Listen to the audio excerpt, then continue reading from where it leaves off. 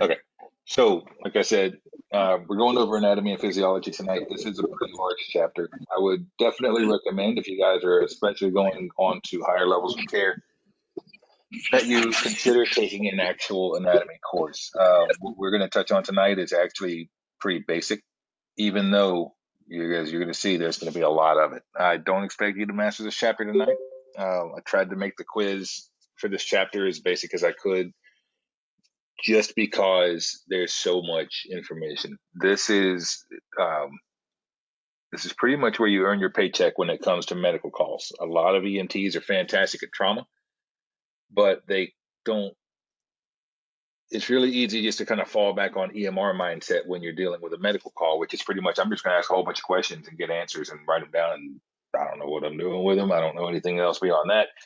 And it kind of sucks because there's a lot that we can do as EMTs for medical calls that would really benefit the patient. You don't have to you don't have to set an IV and give epi, for example, to be able to make a positive difference in somebody's emergency. So knowing your anatomy is the source of all that, knowing not just where everything is located when you're trying to figure out what's wrong with somebody, but also knowing what the body is supposed to be doing when it's all functioning properly. So we're going to talk about that tonight. This is kind of a little bit of a taste of what's to come. This is a fun chapter because we're actually going to start kind of getting a little bit medical, even though not too far off into the weeds just yet. Um, but there's going to be a lot of information. So, y'all can hear me in general, right? The people that can't, or there may be something on their end.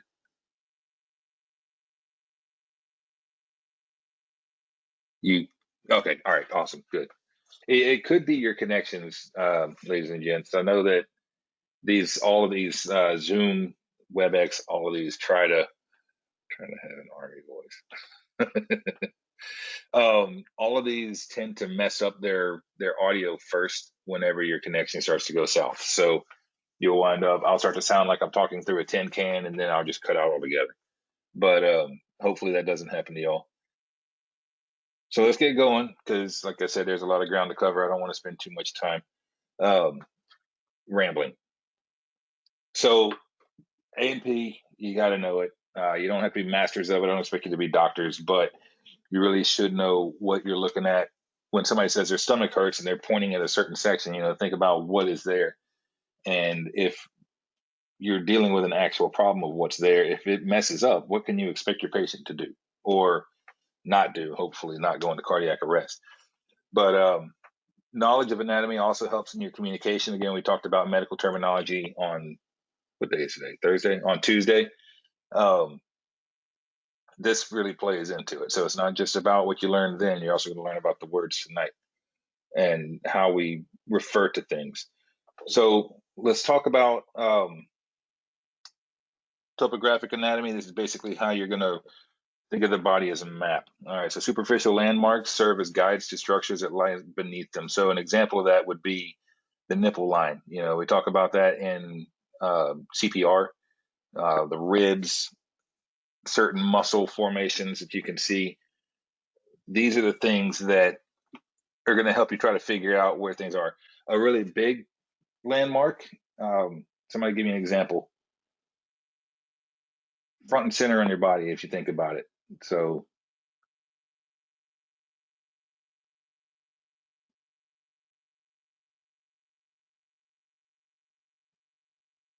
anybody? Right in the middle of your belly.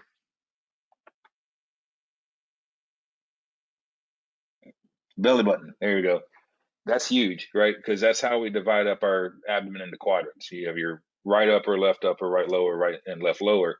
The intersecting line is the belly button. So it's really important that you guys, that's an example of this. And when we're doing our assessments, as you're going to learn, we're going to get them.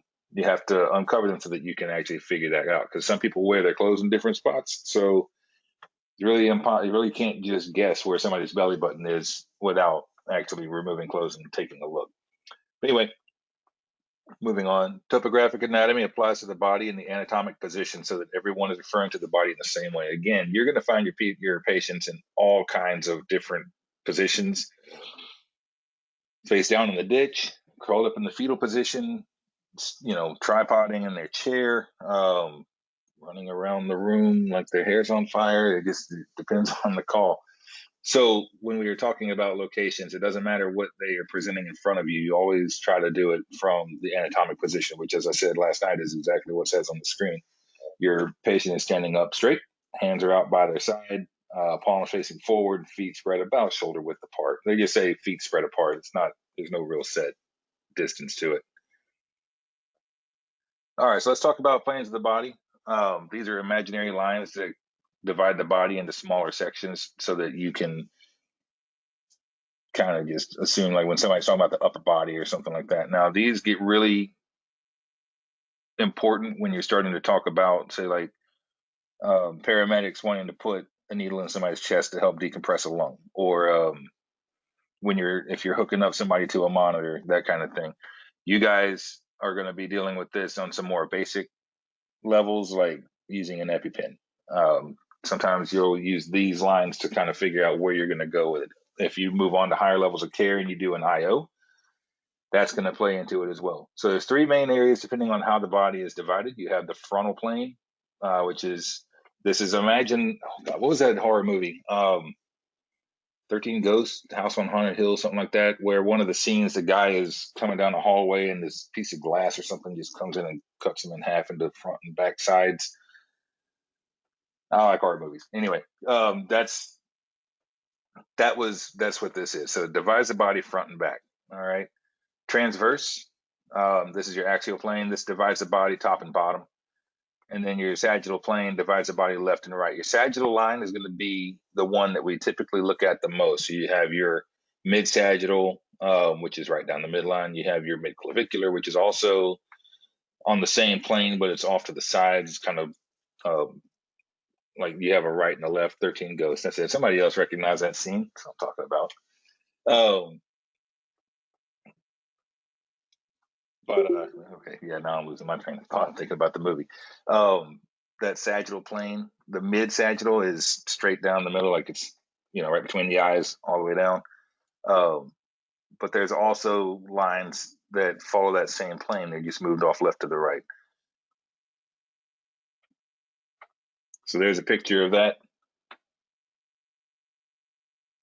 How important is this? Just really know what they are. All right, so let's start with the skeleton. Skeleton gives us our recognizable human form and protects vital internal organs. So the skeleton actually does a few different things. First of all, it gives you your form. Like I said, if you didn't have your bones, you'd just be a pile of goop on the ground. Skin and organs, and there'd be no way for you to move because your muscles would have nothing to attach against. But it does more than that. So can somebody give me at least one purpose of your skeleton other than form and protection? See if anybody gets it. Allows your body to move. It does. It does. What else? Not really digest food. Not for the skeletal system. That's your digestive system. But I think I know where you're kind of going with that. So we'll see if anybody else gets it. All right, white blood. So you're getting kind of closer. So, all right, there are a couple things. Yep, protection is one. It's not really so much white blood cells so much as it is red blood cells and just blood in general. So you have your bone marrow, right? That creates the blood that we use. If we start to run out of blood from one injury or another, we're going to pull more blood from our marrow. That's the production. It does hold everything together, protects your organs. But one of the other big things that this system does is it provides us with nutrients that we need. So it's a nutrient storage. What are your bones made of, for example? There you go. Stores minerals. What's the main mineral? Calcium. All right. Yep. There you go. So your bones do a couple things. You have osteoblasts, osteoclasts. Those are they're like spitter. One adds calcium in. So if you've got too much calcium in your bloodstream or whatever, it can throw it to your bones, and then now you're building your bones up. If you need calcium, the osteoclasts start to tear that calcium away.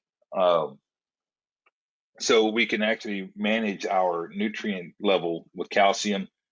We also can do it with it's not potassium, magnesium. Your bones are going to hold some magnesium as well, but mostly calcium. There's 206 bones in the body. I don't expect you to know maybe even a fraction of them. So don't worry. Like I said, this is not a full anatomy class. We're gonna go over the ones that are important because they're mostly landmark bones, and they're the ones that we have to try to stabilize and fix whenever we can. But they constitute the structure of the skeletal system and the framework for all of your muscles to attach, which we're going to talk about later on. You have ligaments and tendons. Ligaments will connect bone to bone. Um, so, like for example, if you look at your forearm, your radius and your ulna, um, where those two bones kind of come together, everything is held together by ligaments. Tendons connect muscle to bone.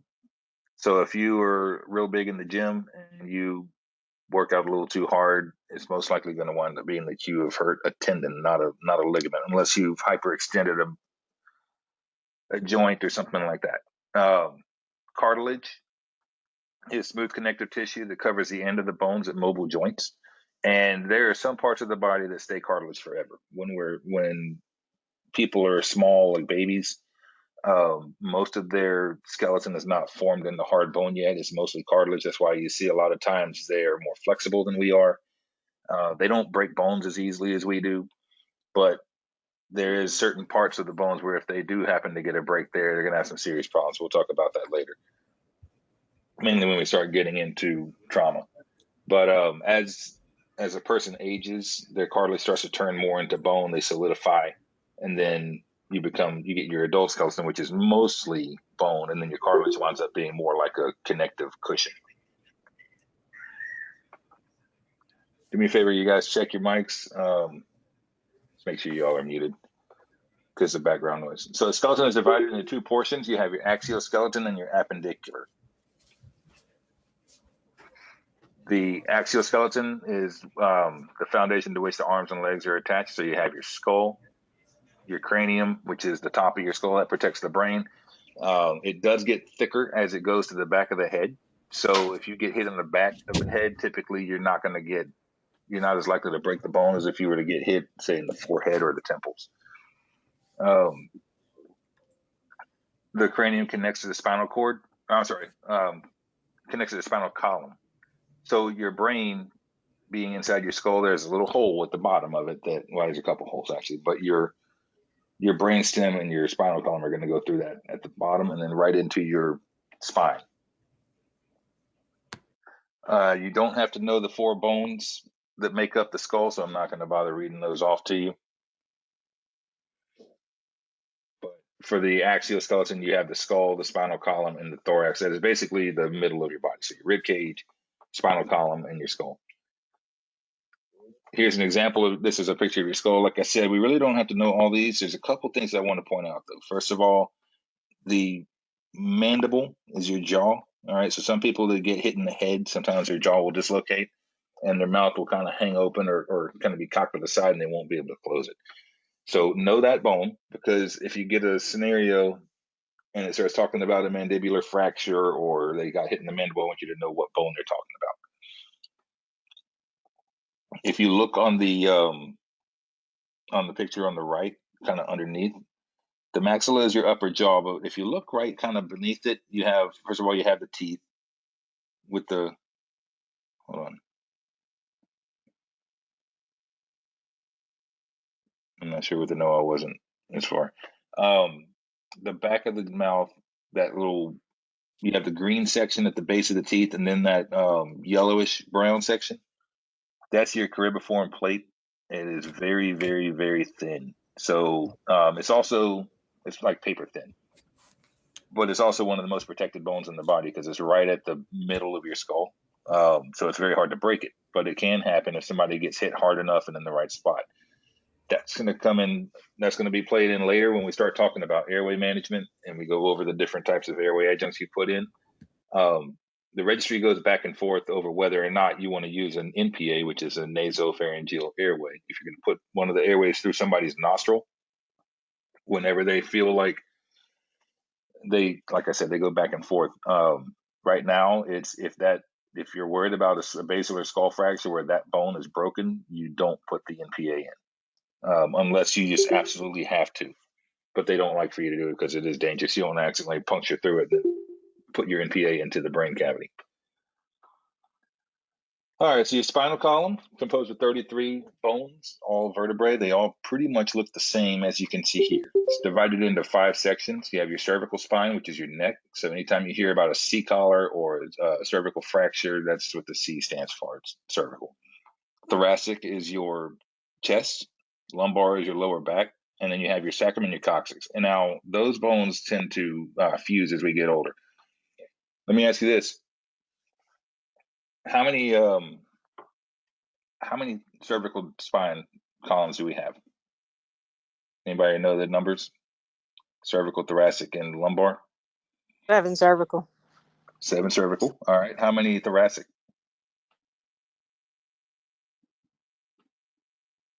Good. And then how many lumbar?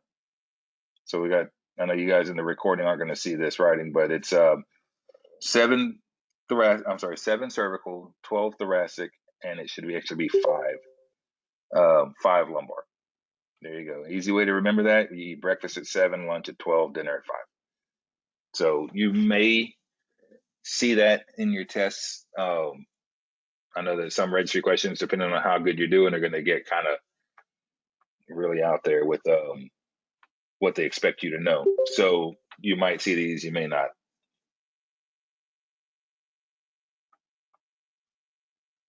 All right, so for your thorax, the thoracic cavity contains the heart, lungs, esophagus, and great vessels like the aorta and the vena cava. The thing about you're only really going to have, I'm sorry, no, you will, because this goes all the way down. So your vena cava, you have a superior and an inferior, and we'll talk about that when we get to the heart later on tonight. But your rib cage is designed to protect those. It's also designed to move. That's why you still have some cartilage there. When we breathe, your chest wall expands, your diaphragm drops, and we'll talk about how that actually causes you to respirate when we get to that point. But this is supposed to be like a cushioned protective cage. Now, your ribs, they don't really show it very well in this picture, but your ribs are shaped like the letter C and they're kind of on their side. So all of your nerves and smaller blood vessels that come off of your spine and come off of your around your circulatory system, they tend to run underneath those ribs, kind of tucked away. That's important because if you're dealing with a patient that has broken ribs, you run the risk of having those nerves and vessels ruptured or just completely cut, and then they've got problems of I can't feel something or their internal bleeding, depending on where they're at and everything. And even if you go on to be a higher level of care, when we go to talk about setting needle decompressions, you actually take the needle and you rock over the top of a rib. Just remember that for any of you guys that are going on to higher levels. You don't just stab them straight to the chest. All right, and then your appendicular skeleton, this is your extremity. So you have your arms and legs, their connection points, and the pelvis. And this includes your joints, your upper extremities, lower extremities. We already talked about that. All right, joints occur wherever bones come in contact. They usually are moving, but there are a couple of joints in the body that don't move. They're just fastened together. Like, for example, your skull. These are called suture joints. They're not meant to move. So if you press on the skull and it's got some give in it, that's a problem. They fit together like a puzzle piece. If you've ever seen a real skeleton, you can kind of see how the lobes fit together, and they look like jagged pieces that are just kind of locked in place. But the joints that we're going to worry about are the ones that do move, because those are the ones that we're going to want to kind of splint in place when we get to trauma and that kind of thing. So we need to know how the joints are supposed to move. Therefore, that way we know if they're moving in the wrong place or wrong direction, we know something's wrong. So we have 2 types of joints. You have the ball and socket, which would be like your hip and your shoulder joints, where you can get 360 degree movement, hopefully, out of your arm and your leg. And then you have hinge joints, and hinges are like a door hinge. They only go in one direction. So your knee, your elbow, um, those are only meant to either, bend one way or straighten out the other way. There's no rotational movement to it.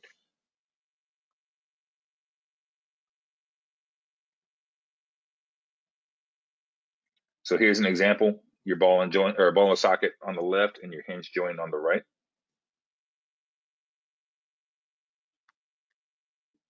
All right. So for your upper extremities, these extend from the shoulder girdle to the fingertips. These are composed of your arms, your forearms, hands, and fingers. Latanya, I'm going to mute you.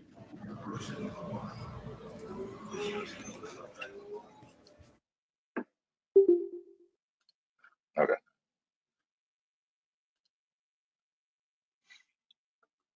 These are basically just your arms, hands, and fingers.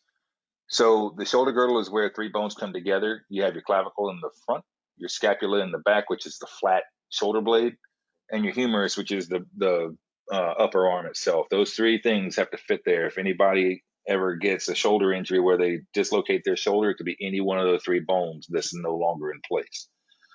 It makes a pretty gnarly little deformity, but there's really not a lot. We don't like for EMTs to set them in the field. So if you guys come across this, you're really just going to try to stabilize it. When we get to trauma, we'll teach you how to do sling and swaths, that kind of thing. But usually that's what winds up happening is somebody hyperextends in a weird way, or they get hit, and it knocks a bone out of place. Your arm is the humerus itself. You have two bones in your forearm. You have your radius and your ulna. Can somebody tell me which one is on the thumb side?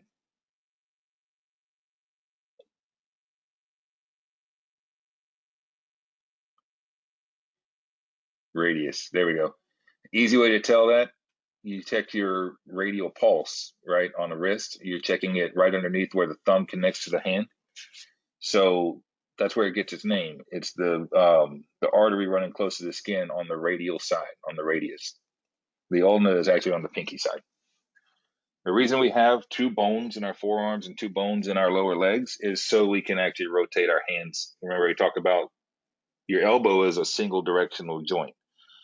So if we only had one bone in our forearm, you wouldn't be able to pronate or supinate your hand. That's what allows you to do that. For the hand itself, the wrist and hand, this is a modified ball and socket joint formed by the ends of the radius and ulna and the wrist bones. So your carpals, if you've ever heard of carpal tunnel, um, that's where this is going to be. That's your wrist. Who's seen the Flintstones? Anybody ever watch the Flintstones? Okay. So Wilma's necklace, that rock pearl necklace that she wears, that is kind of what your carpals look like. They're little squares. They're cubes, and they go around your wrist. All of your nerves and blood vessels and everything, your muscles that control your fingers, they all run through it. So sometimes you'll see people where if they start typing, they start a new career and they're at a computer all the time. The more they type, the more those muscles start to get bigger, just like you're going to the gym. But you only got so much space in that wrist. Um, so sometimes that becomes a problem. That's where they get carpal tunnel syndrome from, where those muscles are taking up more space. They start to pinch down on the blood vessels and on the nerves, and then you get pain, you get difficulty getting blood to the extremities and all that. Um, yeah, sometimes it takes surgery to fix it. It just depends. I've got it a few times because I started off right out of college in the computer field, and I had to wear wrist braces all the time because of it. All right, let me catch up the slides. So we already talked about the shoulder and the arm. Here's your hand. So as you can see down at the bottom of this picture, the ulna connects on the pinky side, the radius connects on the thumb side.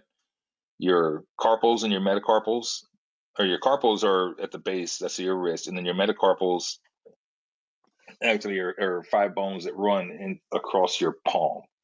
Um, they don't move. Your phalanges, which are your finger bones, they move off of that, and that's how you bend your fingers. The actual muscles, which we'll talk about later because that's coming up, the muscles to control your fingers are actually in your palm and like down into your wrist. Like I said, the ability to bend your fingers, those muscles are not actually in your fingers. If they were, you really wouldn't be able to make like a fist. All your muscles would be right there. All right, for the pelvis, this is a closed bony ring consisting of three bones. You have your sacrum and two pelvic bones. Those pelvic bones are huge, all right, which is a pretty big deal. This is why when elderly people fall down and we're so worried about blood loss is because these bones are so large that you could actually bleed out and die from just the amount of blood that's in those bones. And since our bones get brittle as we age, that's a major problem. So these three bones are joined posteriorly by the sacrum, and they're immovable. They're not supposed to move. So those suture joints I was talking about in your skull, that's actually what holds your pelvic girdle together as well. So each pelvic bone is formed by a fusion of the ilium, ischium, and pubis, which you can see here. Um, Sometimes you will get a break here. You see this a lot when you're talking about like motorcycle accidents, people that may be horseback riding accidents. If they fall hard, you can see a break there because the lower half of the pelvis is actually not that it's not that strong. We're not really designed to take hits in that way.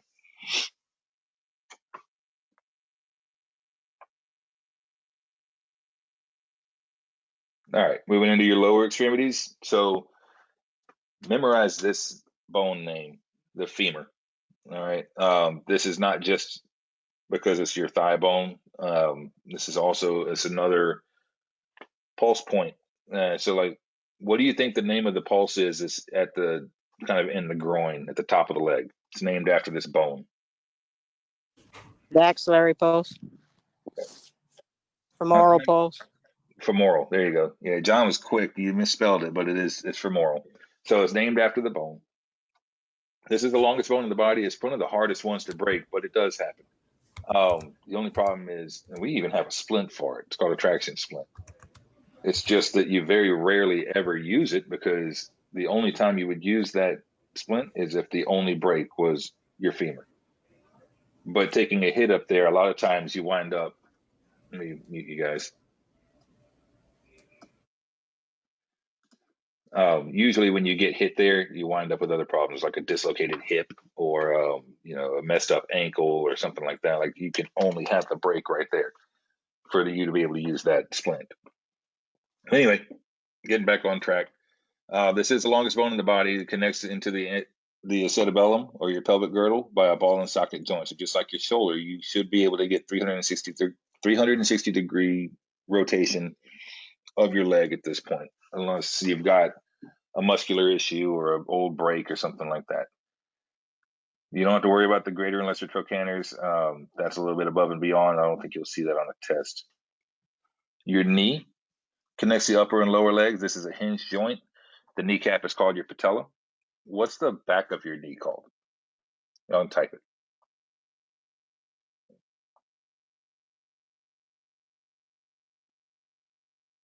There's an artery there as well. Starts with a P. Nope, that's the bone. That's one of the bones. The back of the knee itself is called the popliteal.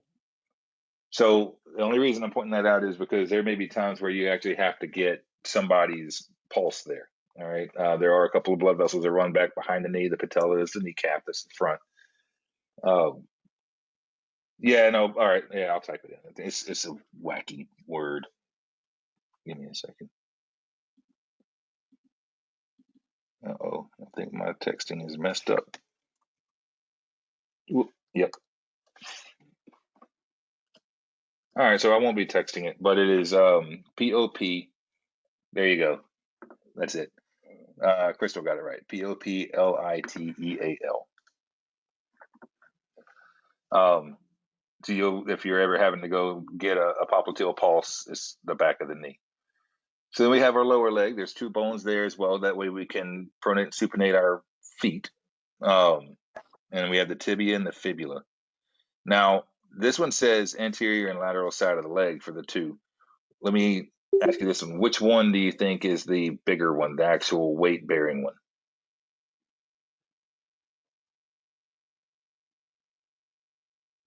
Of the tibia or the fibula?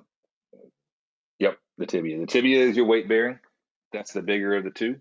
The fibula is not a weight-bearing bone. If somebody breaks their tibia and tries to stand up, they're probably going to break their fibula as well. Easy way to remember this, the fibula is feeble. All right, that was what was explained to me a long time ago, and it stuck. So if it works for you guys, then great. But yeah, anytime you look at somebody's lower leg, you're going to see one bone is pretty large and thick. The other one is very, very thin because all it does is rotate the foot. It's not meant to hold any weight. You have your ankle after that, which is another hinge joint. This allows flexion and extension of the foot. Then we have the foot itself. So your foot is, unlike your hand, we call your hand bones the carpals, metacarpals, and phalanges. These are the tarsals, metatarsals, and phalanges. So if it starts with a T, it's in your foot. If it starts with a C, it's in your hand.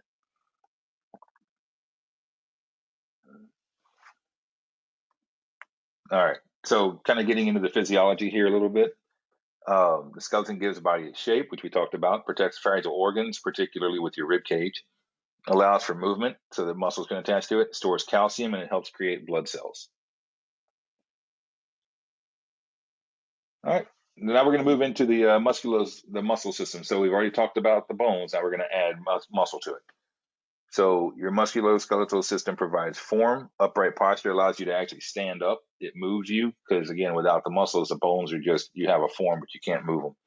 And it protects vital internal organs. Remember, your rib cage stops pretty high up. You got a lot of organs in your gut, and it's your abdomen that protects them. There's three types of muscle. We have skeletal muscle, smooth muscle, and cardiac muscle. Skeletal muscle is what you think about when you think about the muscle system in general, right? That's your biceps, your triceps, quads, shoulders, all that stuff. That's what allows you to move. That connects to your bones and actually tugs on them. Now, here's what I want to point out, and I can't think of anything in the body that doesn't follow this rule. Everything is one way only. All right. So your muscles will pull, but they will not push. So in other words, if I want to pull my arm in, if I'm going to bend at the elbow and try to touch my own, like my right shoulder with my right hand, my bicep pulls, it contracts and it pulls my arm in. But my bicep can't push my arm back out straight. My triceps on the other side have to contract and pull my arm back out. Everything is a pull. So it's always in one direction or another. Um, Pretty much when we get to other parts of the body, we're going to have that same issue, especially when we talk about like the nervous system. But just keep that in mind, all right? So if somebody if they hurt a muscle, let's say they rip a muscle off the bone, sometimes that happens in a car wreck, or if they, I mean, it'll even happen in the gym. Somebody will be lifting too heavy and they'll rip a muscle. It could be their chest, could be their bicep, or whatever. It just pushed too hard. If that happens, that muscle will contract down, and you'll have this big knot where it used to be. A good example of that, if you let's say you deal with a car wreck. Yeah, well, kind of. So a hernia isn't so much that you've heard a muscle. A hernia is that there's a hole and some organs have been pushed through it, which we'll get to that in just a second. We can talk about that while we're on the muscles because the diaphragm is a big example of that. Um, but anyway, if somebody's in a car wreck, say they break their femur in half, just a clean break. All right, it's not just fractured, it's not just a splinter off the side of it. They now have two bones for a femur. Um, that bone is no longer it no longer has the integrity to hold the quad, your thigh muscle stretched out and attached to the top and the bottom. Once that bone breaks, that quad's going to do what that quad does, and it's going to contract, and that whole leg is going to shorten up. So if you saw this in front of you, you would see a guy or a girl with one leg looking like normal and another leg about 6 inches shorter or more than the good leg. Yeah, oh yeah, no, I've never seen that happen without the patient either screaming in pain or just flat out unconscious. It's one or the two. But that's the reason that I point this out. The muscle's doing what it's supposed to do, but with that comes a risk, right? You have a bone that's jagged. It's not like they sawed through it, right? They've got splinters and everything, and that bone gets shoved forward. It can rip arteries. It can do all kinds of damage. Um, that's why when we set things, we're setting them so that that doesn't happen. Anyway, so yeah, your muscles, your skeletal muscles only pull, they don't push. Your smooth muscle is more about um, body function. So your blood vessels are smooth muscle, your bladder is smooth muscle, your throat, your intestines, all that stuff is smooth muscle. We don't typically control consciously our smooth muscle. We control our skeletal muscle with our thoughts. Like if I want to move my hand, I just move my hand, but I can't consciously will my smooth muscle to do anything.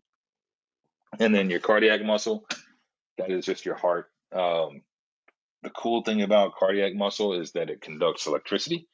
And we're going to talk more about the heart, where those electrical impulses come from. But every cell of your heart is capable of producing a charge if it needs to. We just don't want that to be how it actually beats. All right, so here's a couple of models for muscles. The big ones that I want you to know, let's see.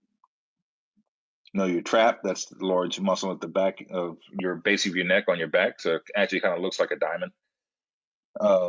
Know your biceps, your triceps, know your glutes, know your quads, and your pecs, your pectoris minor, pectoris major. That's your chest. That's pretty much it.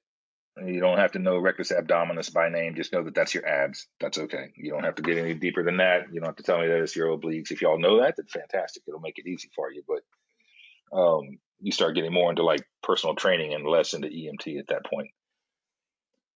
All right, so we already talked about contraction and relaxation of the system. So your muscles can only contract and then not do anything. So like if I'm, hold on, can you repeat which to know when you get time? Yeah, let me go back to it. I really want you to only know the big ones, all right? The ones, the larger muscles. So know your glutes, which is your butt. Know your quads, which is the front of your thighs. There's let's see what else. I said know your biceps and your triceps. Know your deltoid, which is your shoulders, and your trapezius. That, if you look at the picture on the right, it's kind of hard to tell, but the trapezius connects at the very top, at the base of the skull. It fans out toward your shoulders as it goes down your neck, and then it goes back down to a point about halfway down your back on the spine. So it looks like a diamond, like a baseball diamond, just not quite squared. And then yeah, know your pecs. So your pectoris minor, pectoris major, those are your chest. Those you may see mentioned. The only reason I want you to know those is because if you get a scenario, you're not going to get a text or a question that says what muscle is here per se. It's going to be you're going to be reading a scenario and it's going to say that somebody hurt this muscle, and you just want to know around about where it's at. So that's why I say like I don't need you to know all of them. Just know the big ones because those are the ones that are most likely to get hurt. All right, a byproduct of movement is heat. Can anybody name off a muscle movement that creates heat, like for that reason? If you're cold, shivering, there we go. Adults shiver, babies don't. That's something to keep in mind when we get to peds at the end of the course. Babies will create heat. They're like little heat factories. They do it without shivering. It's just some thermogenesis big name that I can't remember right off the bat. But we as adults, we shiver. That's one of our ways of trying to stay warm. So another function of the muscles is to protect the structures under them. Again, like talking about your abs, right? You got a whole bunch of organs underneath your abs that are protected not by a bone, but by the muscles themselves. All right, so the respiratory system, we're going to hit this hard and heavy in a couple of chapters, but we're just going to kind of go over the landmarks right now. So this is what allows you to breathe. All right, the structures of the body that contribute to respiration, which is the process of breathing. First of all, you have your pharynx, which is basically the mouth and nose area. You have your nasopharynx and your oropharynx. If you've ever hear anybody talking about an NPA or an OPA, we're referring to devices that we will stick in either your nose or your mouth to keep your tongue up so that your airway is open. And that's where they get their names. It's a nasopharyngeal airway or an oropharyngeal airway. You have your mouth, obviously. and your epiglottis. And if you look at this picture, it actually says upper airway. Everything from the vocal cords up is considered upper airway, and that's where you guys get to play as EMTs. Whether you're using an NPA or an OPA or I'll say an advanced airway, but like an LMA, a King airway, a combi tube, those kind of things, y'all can use those as EMTs because they don't go past the cords. Those are like blind, just shove it down their throat, inflate the balloon, and hopefully you get an airway out of it. There are airways called endotracheal tubes that paramedics get to play with, and for whatever reason, they love using them. That they have to put past the cords. Those tubes go through the cords, actually, into the trachea, and then they inflate the balloon and it stays there. So anyway, once you get past the cords, you get into the lower airway. And what you have there, first of all, you have your thyroid cartilage, which is your Adam's apple. We can easily find it on guys. This forms the anterior part of the larynx. It's like front and center on your neck. All right. And you have tiny muscles that open and close, and that is your vocal cord. Your vocal cords are attached to them. So, barring somebody getting hit in the throat, the only thing that we really worry about with the cords is a landmark. So just keep that in mind. But just know that they're there, know what they do. You have your cricoid cartilage. This is immediately below the thyroid cartilage, so right below the Adam's apple. If you've ever heard somebody, if you've worked in EMS or anything like that, and paramedics are trying to get an airway and they can't quite see the cords, they may ask for what they call cric pressure, which is where you take your fingers right below the Adam's apple and you press down on the neck. And what that does is that causes the vocal cords to kind of flare out and open up a little bit, and it makes it easier for the paramedic to put the ET tube down their throat. You have your cricothyroid membrane. This is between the thyroid and the cricoid cartilage. If there's ever somebody that needs a surgical airway, that's where they're going to cut. And then you have your trachea itself, which is below the cricoid cartilage. The trachea goes all the way down. If you're looking at this picture, from the neck all the way down to where it splits and goes to each lung, that is your trachea. I shouldn't have to change it. This is, not yet, because I'm still talking about the picture. I will skip a couple slides as we go though. Where the trachea splits, it's called the carina. That's right at the base where it splits off and goes to left lung, right lung. And then that becomes your bronchioles from there. Let's see. Nowadays, you're likely to find an Adam's apple on. We won't get into that. All right, so let's talk about the lungs. You have two lungs that are held in place by the trachea, and you also so they kind of hang. They're in a sac, but they're actually stuck in place by your trachea and your bronchioles. There's a lot of arteries and veins around them, and especially when you get down to like the alveolar level, you're going to have capillary beds everywhere. Your lungs aren't just balloons per se. There's a bunch of stuff in them. Each lung is divided into lobes. You have 3 on the right and 2 on the left. Can anybody tell me why that is? Why is the left smaller than the right?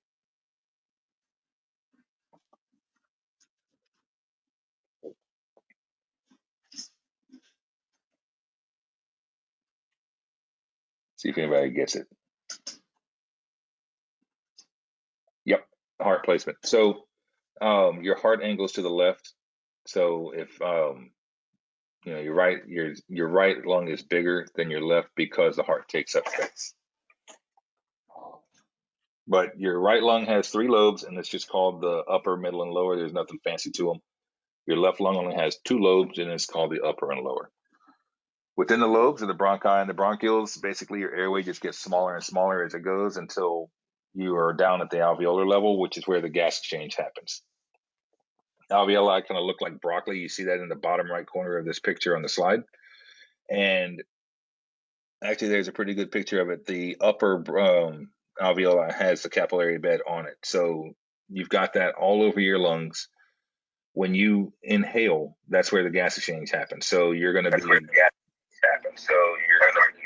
Oh.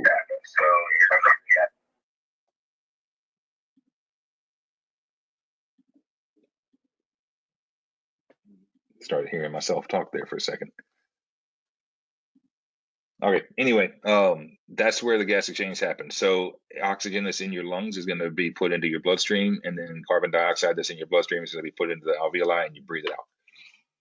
The only gas exchange happens, or the only gas exchange that happens is at that level. So everything that you breathe in that doesn't make it to the alveolar level, say like that's in your trachea and your bronchioles, that's called dead space because it's not used by you. Um, that's actually really important when you start thinking about things like mouth to mouth resuscitation and CPR. Why are we breathing out? If we were going to breathe out carbon dioxide, what's the benefit of breathing out for somebody else? And what that is the first air to come out of you when you breathe out is still just regular um, oxygen. It's air. So the same level that you're breathing in right now in the room is what you're going to be giving. Your lungs have a couple layers on the outside of them. You have your pleural, which is a layer of smooth, glistening tissue that covers each lung and lines the chest cavity. Uh, that basically just takes the friction away, so that as you're breathing, you don't have a grinding of your lungs and your chest wall. And then between the two layers is a small amount of fluid that really helps with this. The only thing about that, if anybody ever heard of pleurisy?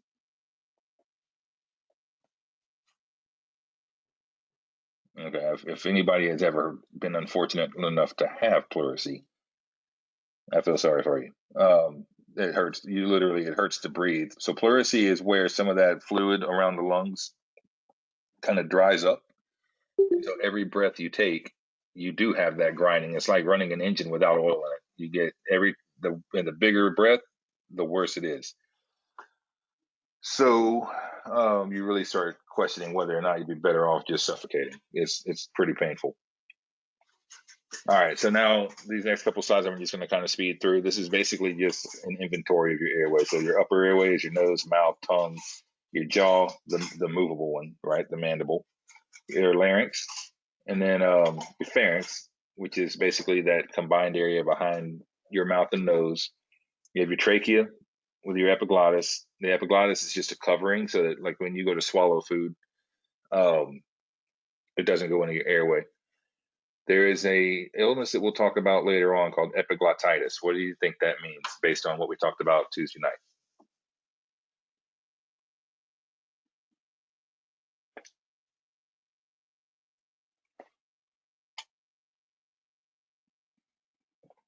Inflammation of the epiglottis. Yep. Um, People that have that, one of your outward signs would be a lot of drooling. You're going to see them just creating a whole lot of spit, basically because their mouth thinks they've got some food in it because their epiglottis is swollen. All right, you have your esophagus, which is the pathway to your stomach. So as far as airway is concerned, the esophagus is bad. We don't want to shove anything there as far as like a ET tube or anything. If that's where you put it, you're just going to put air into the stomach. Um, but it's important to know it's there for avoiding it. Your lower airways, your thyroid cartilage, your cricoid cartilage, and your trachea, which we talked about. Trachea ends when it splits off into the bronchioles. We talked about the lungs, so we can get through those. For gas exchange, talked about dead space. There's just a picture. So you can see the right side, which, technically is the left side of your screen, but we're always talking about patients right and left. The right lung has three lobes. The left lung only has two, and it looks like there's a section missing out of the central side of it. That's where your heart typically is going to sit. And then that frown face at the bottom of the lungs, that's your diaphragm. All right, so the muscles of breathing, this is how we actually breathe. We don't actually push air into our lungs when we breathe, not under normal circumstances at least. So when you actually take a breath, your diaphragm is going to contract, which you saw was like one of those pop toys on the previous slide. So when it contracts, it actually pushes down. It pulls itself down, which pulls your lungs with it, and then your chest wall rises. So what you've done is you've created more space inside your chest. Now you only had so much air in there. So if let's say you had a balloon with so much air in it, and then you expand the balloon, but you don't put any more air in it. What do you think that's going to do to the pressure inside the balloon?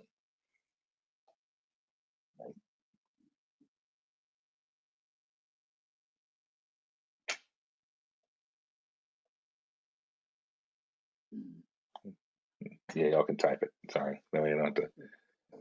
All right. So a balloon's a bad word. We'll say the lungs.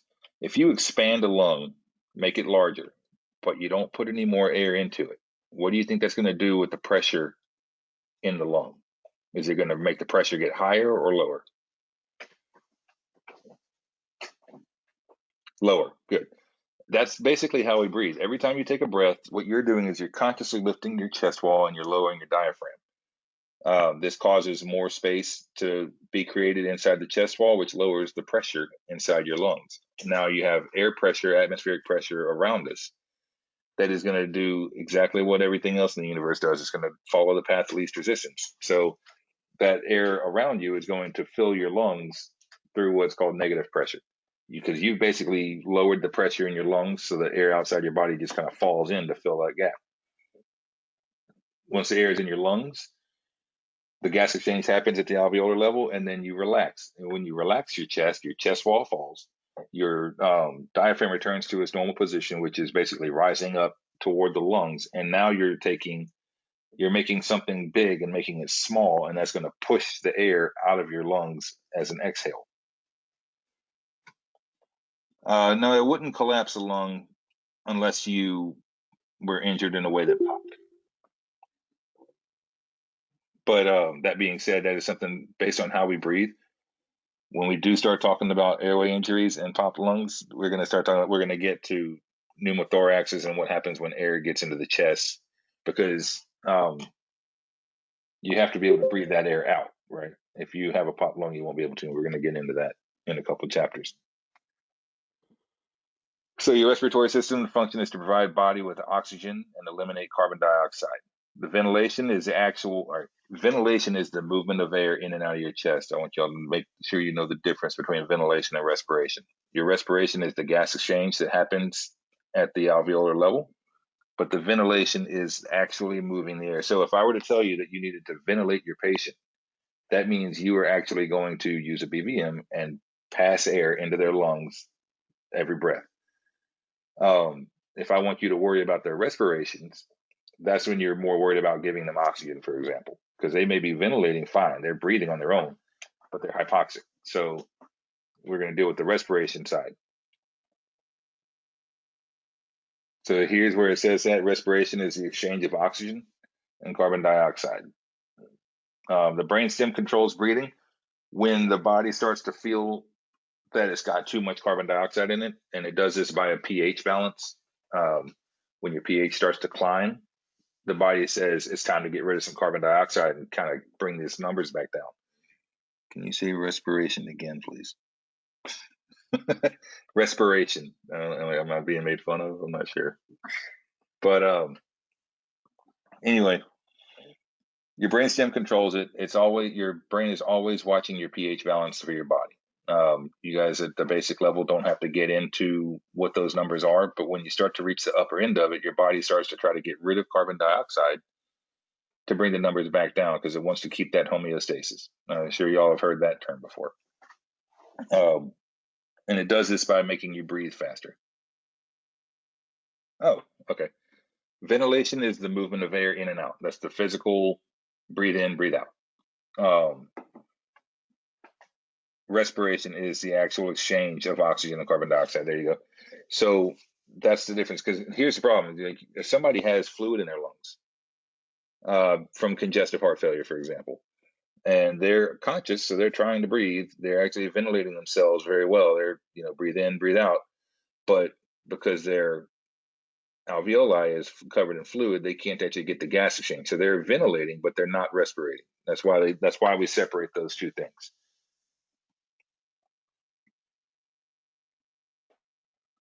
All right, the medulla initiates ventilation cycles. You guys don't need to know what part of the brain does things, just know what respirations are. So we'll skip these portions. Ventilation is simple air movement into and out of the lungs. And it requires mechanical function, right? So to get good ventilation, your chest has to rise, your diaphragm has to drop to create that extra space. Otherwise, you're just not going to get any air into your lungs. Dead space is all of that. We mentioned it earlier. Dead space is all of the unused air, because you only have gas exchange at the alveoli. So everything that's happening, all that air that's sitting in your bronchioles and your trachea and everything, that air does not get used. It comes out of you with just as much oxygen as what was in it when you breathed it in. This middle dot here, I want you guys to know this. Your minute volume is how much air you breathe in a minute. So it's your respiratory rate times your tidal volume. When we start talking about vital signs, I don't want you to just look at somebody's, don't just look at the number. All right. In this particular case, when we talk about somebody's breathing, it's not enough to tell me that they're fine just because they're breathing 12 times a minute or 15 times a minute or whatever. Those have to be good quality breaths. So, 15 times a minute, is it normal, deep, or shallow? That kind of thing. 20 times a minute, is it normal, deep, or shallow? So we want to have a good minute volume, and that's how we figured out is how many times are they breathing and how good are their breaths when they breathe. All right. Normal breathing should be effortless. There should be a regular rhythm or pattern. Now, that being said, we do tend to vary. You'll find, like, especially when you get tired, that you'll start off breathing a nice size, and then each breath tends to get a little bit more shallower than the last. And then you wind up yawning.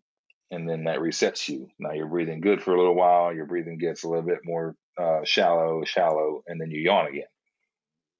Your body's basically starting to wind down for the night when this happens. So again, don't get caught up on just the rate. We'll talk about vitals and what the normal rate is, but I don't want you to think that just because their number is right that they're still breathing well. All right, your breath sounds should be clear and audible. Not audible like I can hear wheezing and stuff, but you should hear a nice smooth flow of air. It doesn't sound like it's a whistling or going through any fluids or anything like that. Regular rise and fall movement on both sides of the chest and movement of the abdomen.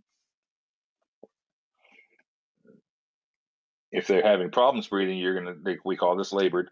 And this is where it looks like they're actually having to work to breathe. So you're going to see muscle retractions, accessory muscle use, which you're going to see. That's a lot of times you'll see that in the neck, the sides of the neck, up around their clavicles. When they try to take a breath, those muscles contract and they kind of sink in. That's what we call accessory muscle use. High anxiety is a big thing. In fact, the first sign that somebody is having a trouble breathing is going to be higher anxiety. They're going to start to kind of get worked up on you because the body is like, hey, we shouldn't be working this hard to get air in. They'll get into the tripod position, which is the easiest for them to take a breath in. It's the position of the body where they actually have the least amount of stress on the muscles that control their breathing. So that's where you're going to see this patient is like propped up, hands on their knees, leaning forward, and they look like they just ran a race. And then you have your agonal gas, which is not. So agonal breathing, I want to talk about this for a second. When we train people in CPR, and I've seen this, the first time I saw it, I didn't know what I was looking at because I was brand new. But an agonal gas is not really a breath. Once the heart stops beating, the heart and the lungs work together. So if you breathe fast, your pulse is going to be fast. If you can slow your breathing down, it typically slows your pulse down. If you stop breathing, your pulse is going to stop. And I don't mean holding your breath. I mean, if you legit go into respiratory arrest, cardiac arrest is going to follow. If cardiac goes first, then your respiratory arrest is going to follow.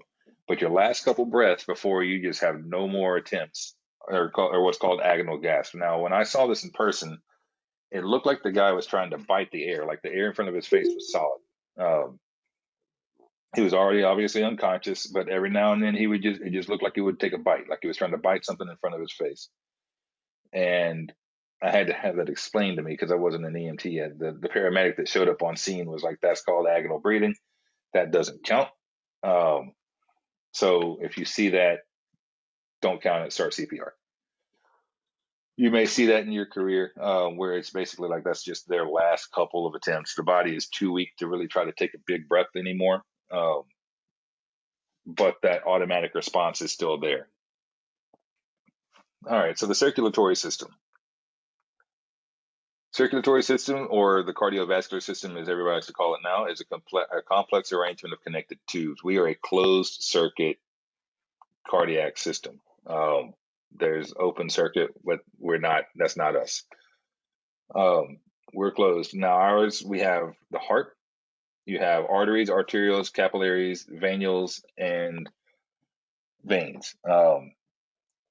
You have two circuits. We have systemic circulation and pulmonary circulation. Now, there's important differences between the two. We're going to get to that when we actually start looking at the diagrams. So let's start with the heart, right? Everything begins and ends with the heart because without it, we don't have any blood flow. So this is a hollow muscular organ that's about the size of a clenched fist, and each heart's a different size based on the size of the person. Usually also based on a couple of medical issues and chronic, we'll say lifestyle choices. But for better or worse, not everything is bad. This is, you basically have two pumps, or two paired pumps.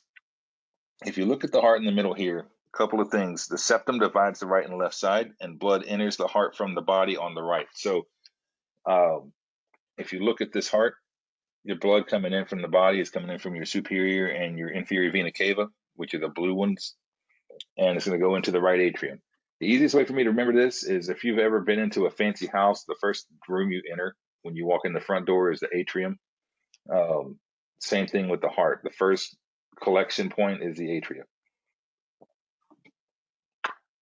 The ventricles are the bottom half. So let's go ahead and go through this real quick. Your superior and your inferior vena cava dump into the right atrium.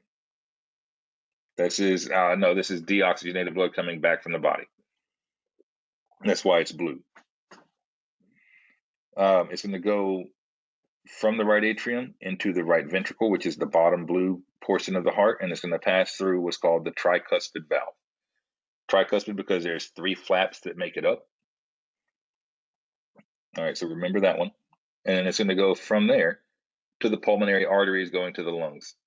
Now, if you look at this picture, the arteries going to the lungs are actually blue, right? And the reason being is because it's still deoxygenated blood. Some people for a long time would say that arteries carried oxygenated, veins carried deoxygenated, but this was a backwards exception for that. The pulmonary arteries carry deoxygenated blood. So instead of saying that, get used to the idea that arteries carry blood away from the heart, veins carry it back. Doesn't matter whether it's oxygenated or deoxygenated.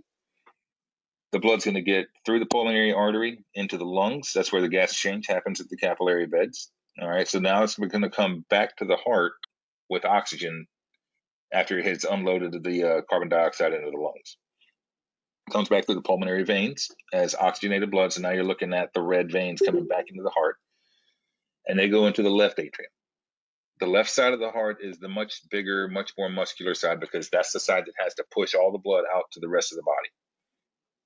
It's going to go from the left atrium into the left ventricle, going through the bicuspid valve, which is called because it's only got two valves or two flaps that make it up. And then the left ventricle is going to shove it through the aorta and out to the rest of the body. Now, an easy way while we're here, the two valves, the tricuspid and the bicuspid, if you can remember the direction that blood flows to the heart, the easiest way to remember the valves is you're going to try before you buy. So right side of the heart with the deoxygenated blood, it's the tricuspid valve. Once it goes out to the lungs, comes back to the heart again, gets ready to go out to the rest of the body, it goes through the bicuspid valve, which is on the left side. The bicuspid valve is a stronger design, which is what's needed on the left side of the heart because, again, that's where the high pressure beat comes from. That's why if you look at this picture, the left side, the red side of the heart, the muscles around the ventricle are much thicker because it's got to push harder. And then that goes through the aorta and goes out different arteries from there across the body. So you have your carotid arteries that branch off the aorta that take the blood to the head. You've got the coronary artery, which feeds the heart itself. And then the aorta goes around behind the heart, runs down the center of your body, it's a little posterior. It's actually pretty far back. It's kind of close to your spine. Once it gets to the belly button, it branches off into your femoral arteries and then continues on down each leg.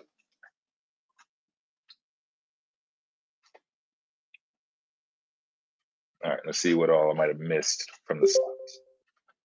Covered all that. Heart receives its blood. The heart receives its blood from the aorta, not necessarily. So the coronary artery is what feeds the heart. The coronary artery branches off the aorta, and it branches off at the base. So let me ask you this: coronary arteries feed the heart are very small, all right, but they come off the aorta at the base, which is where the highest pressure is. So when we do CPR, and you've all had 30 compressions beat into your heads about, don't interrupt, don't stop at 17, don't stop till you hit 30 unless the AED tells you to, and all that stuff. Why do y'all think that is?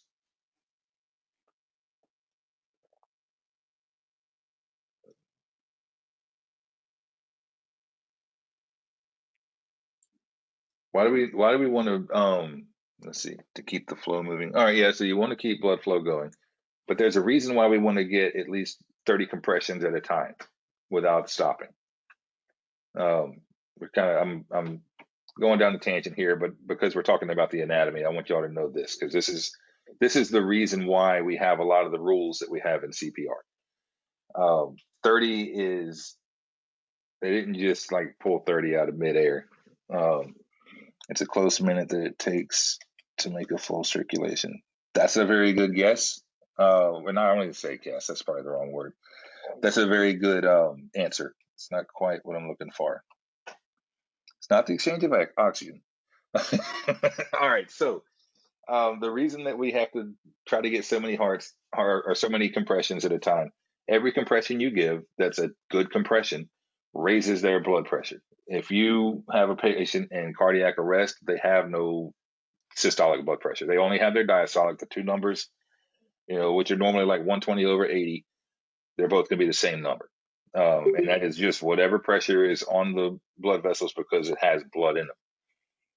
The coronary arteries are very small, and they come off of the aorta at its pretty much its thickest point, right? Right, because it's going to come off the aorta immediately and then feed the heart itself. So you've got something with a massive amount of pressure that has to get just a little bit into the coronary artery so that you don't blow the arteries. The valve that separates the aorta from the coronary arteries is very, very strong. It takes a decent blood pressure to get through that valve. So if you find a patient in cardiac arrest and you start doing compressions, you get to say, like, we'll say 10 compressions, and then you stop. Did any of that, knowing that each compression builds your blood pressure a little bit, do you think any of those compressions got a drop into the coronary artery? Not really. So, and even when you get up to like 17 to 20, you may still not have built up enough pressure to get blood into the coronary artery. And if they're in cardiac arrest because their heart went ischemic, which means that the heart itself is not getting any blood in the coronary arteries, your efforts are being wasted because you're still not getting blood where it needs to be. So we try to get it to where you spend as little time as possible not giving compressions. Even when you stop for the 10 seconds to give breaths, if you can get back to compressions within that 10 seconds, great. Don't sacrifice your breathing. You still want to give good breaths, but the less time you can spend without compressions, the better. But anyway, that's why that is the way it is. So I don't really agree with the way this slide says it, but the heart receives its blood from the aorta is not technically wrong. The right side receives deoxygenated blood from the veins. The left side receives oxygenated blood from the lungs, and it goes out to the body from there. I'll tell you what, it is now 7:11. Take a 10-minute break.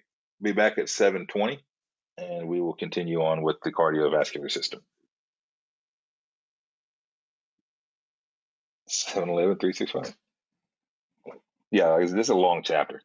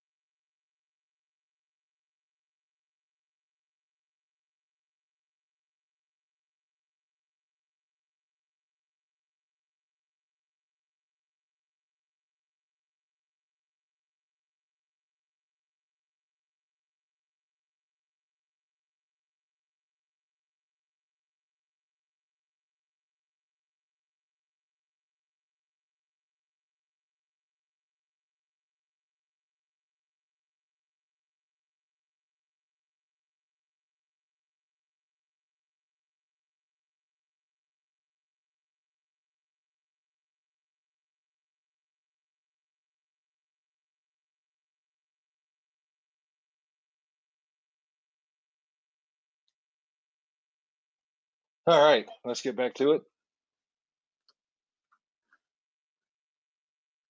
So we already talked about the flow of blood. Um, somebody tell me what the first chamber of the heart is that gets blood. Where do we start?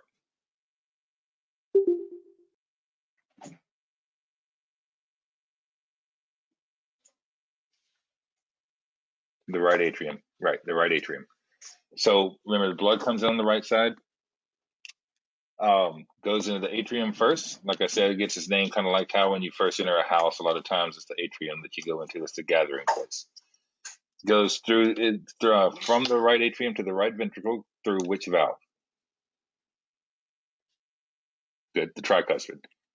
And then it goes from there out the pulmonary artery to the lungs, comes back to the pulmonary vein, goes into which chamber?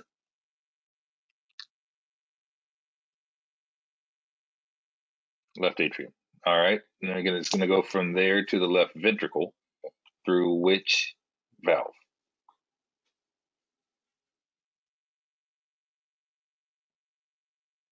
No one else. Yeah, that's a good point. You're the one popping out the answers. So, what's the valve that separates the left atrium from the left ventricle?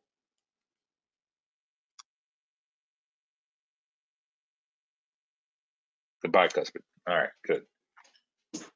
And then the left ventricle is that's the weightlifter. That's the one that pushes all the blood out to the body. It goes through the aorta, and then the aorta is the route where from there you've left the heart. All right, so then you just go through your circulatory system from there. All right. So some interesting things about the heart. First of all, your normal resting heart rate is between 60 and 100. We're going to hit that again when we start talking about vital signs, but I want you guys to know that if your patient has just run a marathon, they're probably going to have a higher heart rate. If your patient is a marathon runner, his resting heart rate may not even be 60. They may wind up being in like the 40s or something. So don't take these numbers as law. Treat your patient, right? Know that if it's the average person, their number is probably going to be in this range. But if they're not, then before you jump on something may be wrong, consider what your patient normally does. Now, we talked about minute volume with lungs. Now, I want you to think about what stroke volume is for the heart. That's the amount of blood moved by one beat. And this can change depending on different issues going on. So if somebody has congestive heart failure, stroke volume is going to drop. If blood pressure is, if there's problems with blood pressure, stroke volume could either drop or increase. It depends. Let's see, something else that might cause stroke volume to drop would be like hypertension. And we talked about blood pressure, hypertrophy or hypertrophy. If the muscles of the heart start to over time get bigger and bigger because the heart's constantly having to deal with chronic hypertension, it's having to push harder to push the blood. The heart's a muscle. It's going to do just like any other muscle does. If you work it out, it's going to get bigger. And it's only going to have, I mean, those ventricles, as the muscles get bigger, the ventricles are going to get smaller. There's just going to be less space. So if you get left LVH, which is left ventricular hypertrophy, that means that the muscles around the left ventricle have gotten so big, usually because of long-term high blood pressure, that that ventricle doesn't hold as much blood anymore. So you can't push as much per beat. So then that affects your cardiac output. Your cardiac output is the amount of blood moved in 1 minute. That's your heart rate times your stroke volume. Again, your vital signs, the numbers are only half the equation. Your numbers are based on the average person to move the right amount of blood.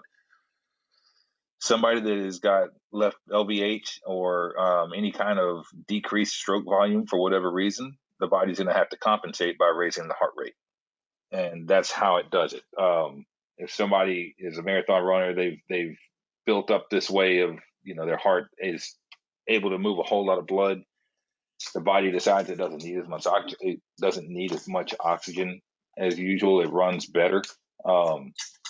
Then the heart rate can slow down. So there's a couple different ways to adjust your heart rate, a couple different reasons why the body would want to do so, but a lot of times it is to maintain a certain amount of cardiac output. All right, so the electrical conduction system, this is smooth. This causes smooth, coordinated contractions, and the contractions produce the pumping action. So your heart actually has two functions. One is the hydraulic function, which is the actual movement of blood, as we were talking about before. The second one is the electric conduction, and the electrical conduction is what drives the hydraulic. So when we talked about your cardiac cells, every single one of them can produce uh, a shock if they need to produce an impulse to get the heart to contract. A couple other things about your cardiac cells, they're all me too's. In other words, if the cell next to them gets hit with a shock, they're going to be like me too, and then they're going to contract. Um, that can be a problem sometimes. It's a good design, it's a good fail-safe, which we'll talk about in a second, but it can also be a problem when we start talking about things like PVCs, and you're going to start to do a lot with that at the higher levels. But I want to go over a little bit of it because I want you guys to be aware of what is out there. But let's talk about the electrical system for a second. So this is its own little network within the heart, and all it does is it handles the electrical conduction that actually tells the heart to beat. So your primary pacemaker is called the sinoatrial node. It's the SA node for short, and it's called that because of where it's located. It's a sinus node, all right, and it's up in the atrium. So that's why we call it the sinoatrial node. That is typically the fastest paced pacemaker for the heart's electrical system, and the heart will always follow the fastest one. So the SA node is beating typically 60 to 100 times a minute, which is what your pulse is. And every time it sends out an impulse, all of the cardiac cells that catch that impulse, they contract. The impulse is going to go around the atrium, and it's going to eventually come up to the AV node, which is technically that's the second in line. That's a backup. The AV node is atrioventricular, so it sits right between the atria and the ventricles. So that where the crossroads happens, basically, that's where that node's going to be. Um, that node will do a couple of things. As long as the SA node is firing like it should be, the AV node will actually hold it up for a second, kind of slow that beat down, and then let it go. And what it will do is it will travel down what we call the left and right bundle branches, or the bundle of His. And those are, you got one for the right side of the heart, one for the left side. They run down the septum in the middle, right between the ventricles. Do we even have? No, we don't. Okay. It's actually I don't have a picture of this on these slides, but it goes from the AV node right in the middle of the heart down those two branches to the apex at the bottom, and then it comes back up around the outside and gets into what's called the Purkinje fibers, which is where it actually starts to interact with the heart cell, the cardiac cells again. So that's why when the SA node beats, the atria contract first. The reason that the AV node is there, and we call it the gatekeeper, it slows that pulse down, is so that the atria actually have time to physically contract and push that blood into the ventricles. In that amount of time, the AV node will release that electrical impulse. The bundle branches are like a superhighway. All right, so it will go very fast down the septum to the apex of the heart, and then it hits the Purkinje fibers from the bottom, which causes the heart to beat from the apex up back toward the atria. So you get that boom sound. So basically the heart is beating first at the SA node at the top, and then from the apex. Yeah, the AV node stands for atrioventricular. It's a secondary node to the SA node, which is your primary. The AV is your backup. But your AV does something all the time. It doesn't just back up the SA node if the SA node fails. It is also a speed regulator for that electrical impulse. Because if it wasn't there, the pulse would move so fast that the atria and the ventricles would pretty much get the shock at the exact same time, and you wouldn't get any blood flow because they would just shove into each other. So the AV node is the cop. It's the red light sitting there saying, "Hold up, now go." With every beat. The heart does have backups for actually causing the beat to happen. So like I said, the SA node is your primary, 60 to 100 times a minute. All right. If something happens and the primary fails, the AV node is its backup. The AV node beats at about 40 to 60 times a minute. It's a little bit slower. And it's not as good, but it's something. It keeps the heart going. If the AV node fails, then the actual heart muscle itself, the cardiac cells are capable of producing their own shock if they need to, but they beat very slow. So you can kind of think of it like, I don't know, we'll say a shot factory. When the foreman's there, the SA node is there, everybody is firing off like they should. Work is going great. If the foreman leaves, and the next management down, he's not as good as the foreman, but he still wants to get the job done. So the heart's going to beat. It's just not going to beat as good. It's going to beat at a slower pace. And then if something happens and that guy steps out, if the AV node drops, now it's just up to the workers. The workers are there. They know they got to do stuff, but they are not very motivated. They do enough to keep their job, and that's pretty much it. So when your electrical system, when the number one and number two fail, and the cardiac cells themselves are taking over, your heartbeat is under 40. You might have a pulse of like 20 or 30, that kind of thing. And if you ever see that on a monitor, it looks pretty weak. Like the actual EKG starts to widen out with each. When the SA node fires, typically your whole blip on the EKG screen is nice and compact. When that's no longer functioning like it should be, that complex starts to widen out a little bit, and they get further apart because your pulse is slowing down. If the AV node fails, you get complexes that are more like wavy lines. They're not even really, we call those IVR. Those they don't even look like normal EKG complexes. They're so wide, so spread out that they're basically, the line goes up, down, travels a little ways, and comes back up to normal. All right, so moving beyond the heart, now we're actually talking about the vessels that are going around the body. So arteries carry blood away from the heart. It's not always going to be oxygenated because of the pulmonary arteries, but just remember they always carry blood away. The aorta branches into your coronary arteries. You've got two of them, one on each side of your neck. No, I'm sorry, you got one. You have a few coronary arteries, but that's not what I'm thinking of. The ones on the side of your neck are the carotids. You have a left side and a right side. You have your hepatic arteries, your renal arteries, your mesenteric arteries, femoral arteries, more and more. And these arteries kind of go to different things. Like your mesentery is, think like mess hall, right? If you've ever heard that. Mess hall being food, lunch. I'm probably butchering the term, but mesenteric arteries supply the digestive system.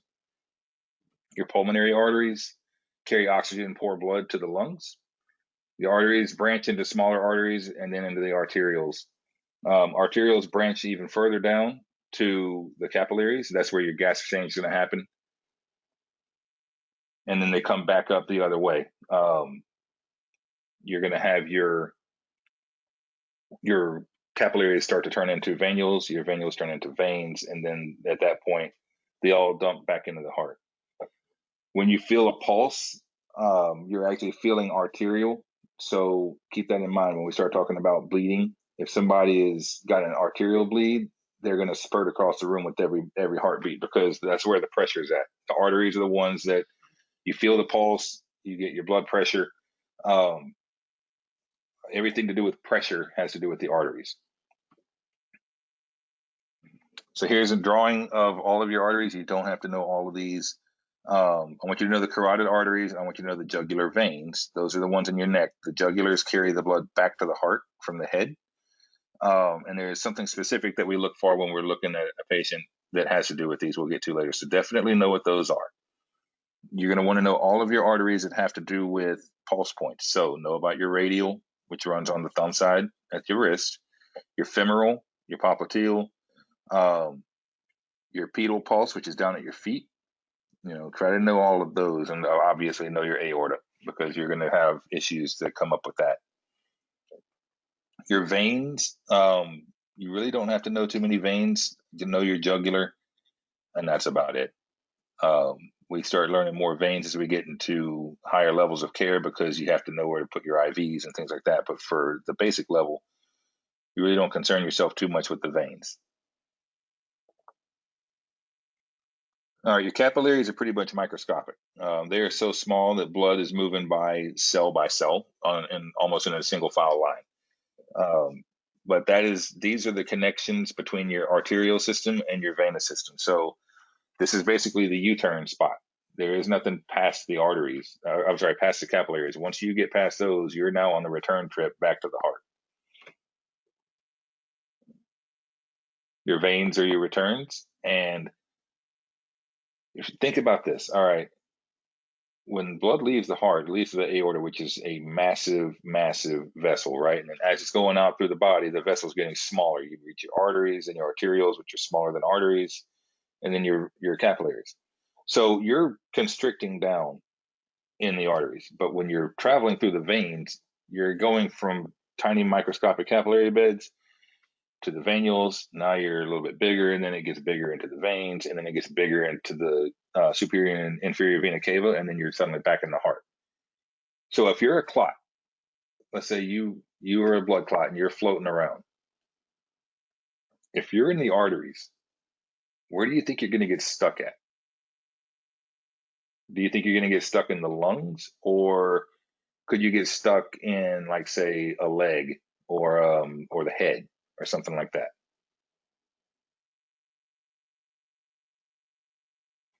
It could be inferior, it could be superior too. It just depends on what direction you go. But if you're in the arteries and as you travel, your road's going to get smaller and smaller, right? So you're going to get stuck somewhere out in the body. It could be in the legs, it could be in the head, that kind of thing. Yeah, you're going to be stuck further. At some point, you're going to reach an artery, or you're going to reach a vessel that's too small for you to fit in. It could be the legs, it could be the brain, something like that. But now let's say you're a patient with DVT, which stands for deep vein thrombosis, which means you build thrombuses or blood clots in your veins, usually in the legs. And one breaks loose. Now it's traveling through the veins. Where do you think it's going to get stuck? Because as it travels, the road's opening up, right? You're getting bigger vessels. Eventually, you're going to wind up in the heart. But can you get stuck in the heart? Heart's pretty big. Heart's going to pass through. Right, your lungs are your next stop. Your next capillary beds are in the lungs. So that's where you run into those problems. Like, all right, if I threw a clot there, if I have a patient that is having massive respiratory distress or respiratory failure, it could be a clot. Especially if a patient has, like I said, we use DVTs, or DVT, which is deep vein thrombosis. Patients with that problem have a high risk of a pulmonary embolism, which is what Justin Graham typed there, the PE. So this is where knowledge of your anatomy comes in. This is where knowledge of how the systems work comes in, because somebody tells you they have a history of DVT, and you're like, okay, I don't know what that means. And then there's a lot of EMTs out there that don't, and they don't know what that can do. And that's kind of the problem. Somebody that has DVT that's been driving cross country and sitting down all day long is at a really high risk of throwing a clot. And if it's on the vein side, that could lead to a pulmonary embolism, which could kill you dead pretty quick. Um, if they have a problem on the arterial side, it could be serious. If it goes to the head, it could cause a stroke. But if it goes into the legs, it is not so life-threatening, but it is still an emergency. Everybody almost loses leg to one for tying his boots too tight. Yeah. Oh, yeah. Yeah, anything that constricts your blood flow when you're dealing with that. And we're going to talk about DVT when we get into the medical emergencies, which is module 3. So anyway, all right. Um, Moving on. So let's talk about your spleen. This is a solid organ located under the rib cage in the left upper part of the abdomen. It is wedged way up there. Filters worn out blood cells. So this is basically cleaning your blood. This is part of the lymphatic system, because it's a filter. So as your blood cells wear out, they're reaching the end of their lifespan. They get caught up by the spleen and exited out of the body.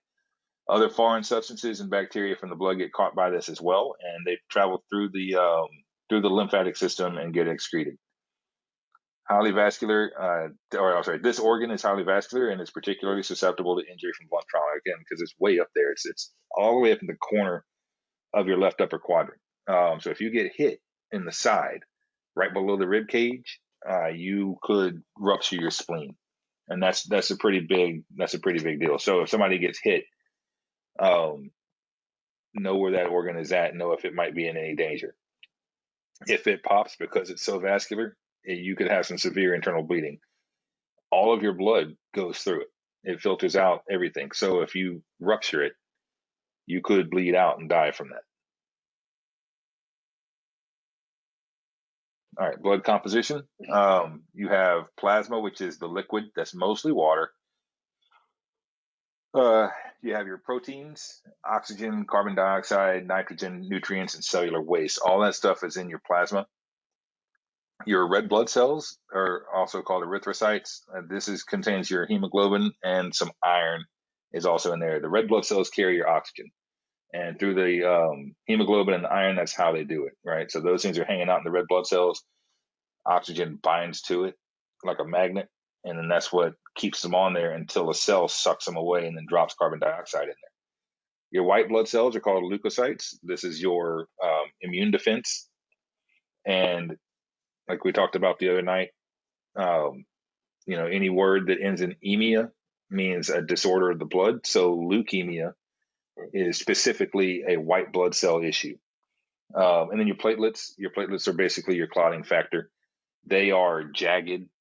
They're designed to catch onto each other, kind of like Velcro, and plug holes.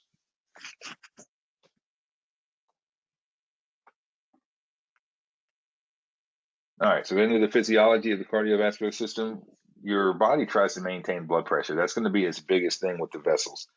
That is the pressure that blood exerts against the walls of the arteries, and it has two numbers. So you have your systolic and your diastolic. Your diastolic will start with that. That is the amount of stresses on your blood vessels just from having blood in them. All right, and that can be adjusted by the nervous system, which we'll talk about, which can cause those vessels to constrict or dilate. So the bigger they are, with the same amount of fluid in them, the pressure would drop. If we need to raise the pressure, then if our body decides that our blood pressure is too low and we need to raise it, it will constrict the vessels down and squeeze harder on the blood that's in the system, which creates more pressure. Your systolic is the top number. That is the amount of pressure that is in any part of your artery when the heart beats. So if the heart is not doing anything at all, you might have a diastolic of 80, and your systolic will also be 80 or 70, or whatever it is.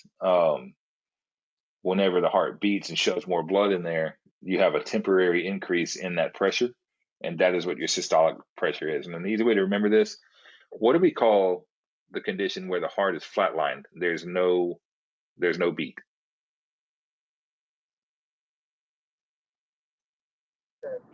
Asystole. Asystole. Well, it's cardiac arrest as well, but yeah, I'm looking for asystole. And think about how that word breaks apart for what we talked about Tuesday night. Any word that starts with the letter A means without, right? So asystole means without systole. That's why we call it the systolic blood pressure. That beat is systole.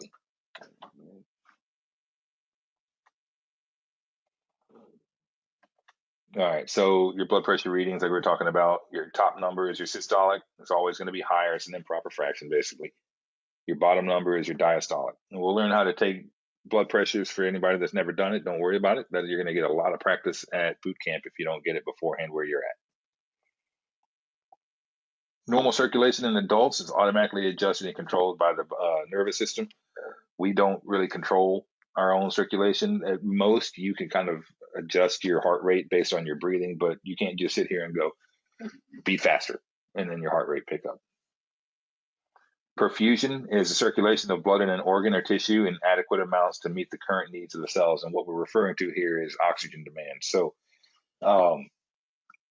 depending on how active you are, you may or may not need more or less oxygen in your system at any given time. As long as you're meeting those demands, whether they be high or low or the same, you have good perfusion.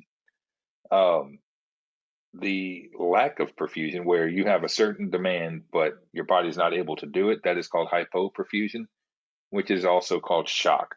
We will talk at great length about shock in its own chapter, and we're going to talk about how to avoid it. We really can't stop shock. It's like we can't fix it once it starts. Shock is a progressive thing, and as EMTs, there's nothing you can really do to stop it. Everything that we talk about with shock is proactive. You're trying to prevent it from starting in the first place. Even a paramedic is going to have a hard time reversing shock. A lot of times that just takes, it really does take a hospital at that point. If somebody's going to shock, they need to move very fast to a higher level of care.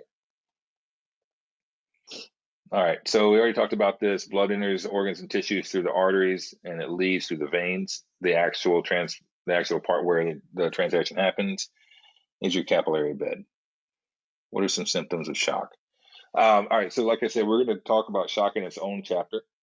There's some very predominant signs and symptoms that you're going to look for. I just don't want to get too far ahead. But when we talk about vital signs, we're going to talk about shock some. So you're going to hear about it in different chapters as well, because I want you guys to be able to find some things and catch some trends that will tip you off that shock is coming. Because like I said, once it starts, you can't stop it. Our goal is to not let it get to that point in the first place. All right, so inadequate circulation. The system can adjust to compensate for a small amount of blood loss. Actually, it can compensate for a pretty good amount, especially for adults. But that's what now you're actually starting to talk about shock here. So when you start to, let's say you lose 2 liters of blood because you were in a car accident, you're not getting good perfusion because you just flat out don't have enough blood to carry your oxygen around anymore. So you've also lost blood pressure. So the very first thing that the body does when it starts to realize that it's not getting good perfusion is it constricts down the blood vessels, picks up the heart rate, and it tries to fix the blood pressure first, because that is usually the problem. At least as far as the body's concerned, it doesn't plan on you losing blood. It just thinks that, hey, we need more pressure in the system. So your vessels constrict and your heart pumps more rapidly. And once the loss gets too great, though, the body starts to kind of fall out because it needs that oxygen to survive. It needs that oxygen to keep doing its job. The longer it tries to compensate, it's increasing its workload to compensate. If the problem is something other than blood pressure, say like I said, you lost a foot in a car accident or something, and you've been bleeding out, the heart and the body is now working harder with still less oxygen. It's going to start to tire out, and then that's when shock really kicks in, and you don't come back from that unless you get some serious care pretty quick. So functions of blood: perfusion, transporting oxygen, transporting carbon dioxide, wasted nutrients, and clotting. All right, 748. Let's talk about the nervous system. The nervous system controls everything in your body, basically. The way that you have two different aspects to your nervous system. You have the sympathetic and the parasympathetic.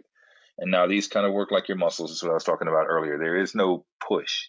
All right, these two systems are stuck in an eternal tug of war, and they're evenly matched when you're just sitting there and not doing anything. All right, your sympathetic nervous system is responsible for your fight or flight. So that one, if something happens, let's say you feel threatened or excited or anything like that, you know how you kind of tense up, your heart rate spikes, your eyes dilate so you can get more light into them, so you can see better in dark situations where you might be in danger.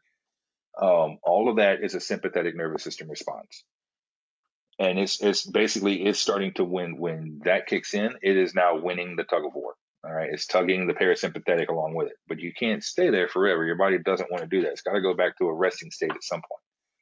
And the sympathetic nervous system can only move in one direction. So to pull you back to normal, the parasympathetic nervous system is on the other end of that rope, and eventually the body will say, "Now we're going to beef you up," and you can pull the sympathetic back into place, and then your blood vessels will dilate, your pulse will drop, your eyes will constrict, that kind of thing. Your body starts to relax. But your sympathetic nervous system sends commands to the adrenal glands, which give you adrenaline. That's where they get their name. Epinephrine is a drug that we give that is basically adrenaline. It's produced by the body, but epi is made in a lab. But it's the same thing. And then norepinephrine, which is noradrenaline, are secreted to stimulate the heart and blood vessels. These come from your adrenal glands that sit on top of your kidneys. We'll get to that when we talk about the to that system. I'm drawing a blank on the name of it. All right. Your blood vessels have alpha adrenergic receptors, and the heart and the lungs have beta adrenergic receptors. So all I really want you to know about this is EMTs is that you have If anything, you're dealing with the blood vessels, that's alpha. All right, and that is just straight up. That's all there is to it. Now, your beta is broken into beta 1 and beta 2. All right, beta 1 is for your heart, beta 2 is for your lungs. Easy way to remember that. You have one heart, two lungs.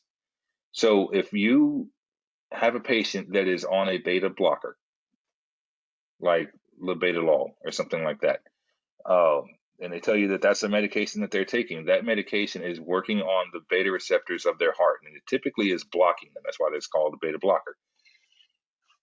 We give those to heart patients so that when something in their body kicks in their sympathetic nervous system, it doesn't spike their pulse rate and then make their heart fail because they have a heart problem, right? We don't want them to start having a higher pulse rate. We don't want them out running races or anything like that because it's going to put too much strain on their heart. So a beta blocker blocks beta 1 receptors in the heart because you have one heart, and that stops the pulse from climbing. Now that's important because, and this is why I didn't want to get too far off in the weeds of shock yet. One of the signs of shock is an elevated pulse rate. But if you're dealing with a heart patient and you're expecting vital signs to be a certain way, like an elevated heart rate, and you're looking at it, you're like, well, why do you have a pulse of 60? This doesn't make any sense, that kind of thing. If he's taking a beta blocker, that would explain it. So it's important to know you don't have to be a master of meds, but there are some things that we do want you to kind of have in mind when you're looking at people's histories and stuff like that. The parasympathetic nervous system also has effects on the cardiovascular system. They just operate in the opposite direction. So the parasympathetic will calm you down, whereas again, the sympathetic amps you up. All right. So your nervous system is perhaps the most complex organ system in the body. It really is. It's like spaghetti. It's all over the place. They hit every cell, every system. I would not want to be a neurologist or a neurosurgeon, really. That's too much. Way too many nerves that affect too many different things. Even just trying to think of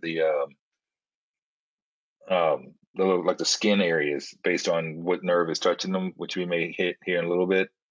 There's no way. I don't think I'll ever memorize that. I don't expect y'all to either.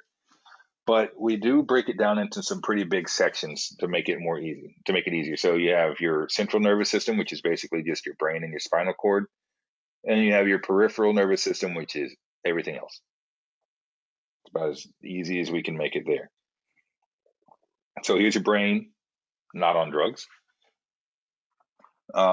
Your brain is your central control function for the body, not just your conscious thoughts and what you want to do. Like if you get hungry and you want to go eat, your brain also controls everything that is happening automatically. When you need to breathe faster, your brain sends a signal to do so. If you need to have a faster heart rate, your brain sends that signal too.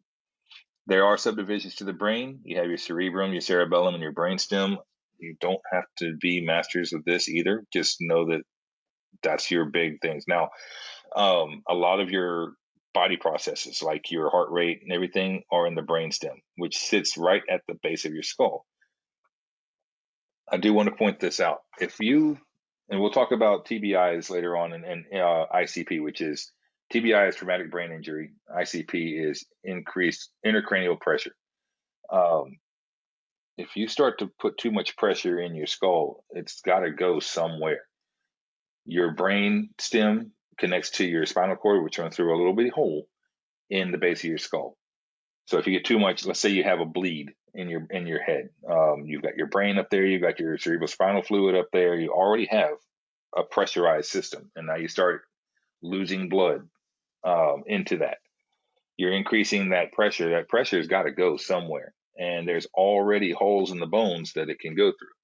So somebody mentioned herniation earlier. That is where an organ passes through a hole it's not supposed to pass through. With your brainstem being right there by the hole, if you have enough pressure in the skull to cause a herniation there, that's going to be a life threat that will kill you fast because you're pushing the control center that's supposed to control your heart, your breathing, and all that stuff through this tiny little hole, and it can't do what it's supposed to do. It could rip it apart, physically and all that kind of stuff. So, I'm not going to call that a design flaw, but that is just something to be aware of if you are dealing with a patient with a head injury. At the base of the brainstem, you get the spinal cord. This runs all the way down your spine. This is an extension of the brainstem, and it transmits messages between the brain and the body. The way that the cord works, pretty much if there's a break anywhere in it, everything below that break won't work. That's why you see people with, like, they can't feel their legs anymore. If they hurt themselves in their lumbar region, they may not be able to feel their arms. If they hurt themselves in somewhere up in the thoracic region, if they hit it high enough, it will shut off everything. It will shut off their lungs, their heart, all that stuff will stop working, or will stop receiving messages from the brain. The heart can still beat autonomously on its own, but again, there's no controlling it if the brain loses its connection. All right, and then your peripheral nervous system is divided into two main portions. You have the somatic and the autonomic. The somatic nervous system is what we control. So if I want to wiggle my fingers, move my arms, walk around the room or whatever, that is my somatic nervous system controlling that. Your autonomic nervous system is pretty much exactly like it sounds. That's automatic. That controls your lungs. That controls your bladder. Your blood vessels are controlled by the autonomic nervous system. Because again, I can't consciously say I want my blood vessels to dilate. I mean, I could, but I can't control that. That's controlled by your autonomic nervous system.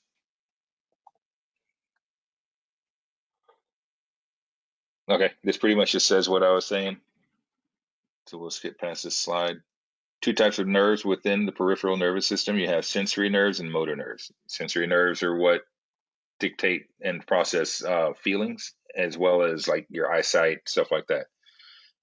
Your motor nerves carry information from the central nervous system to the muscle. So if I'm standing in the kitchen, like when I was 15 years old trying to cook, and I reach down and I burn my hand, first of all, sensory nerves fire off to the brain and say, "Hey, idiot, move your hand," for one thing.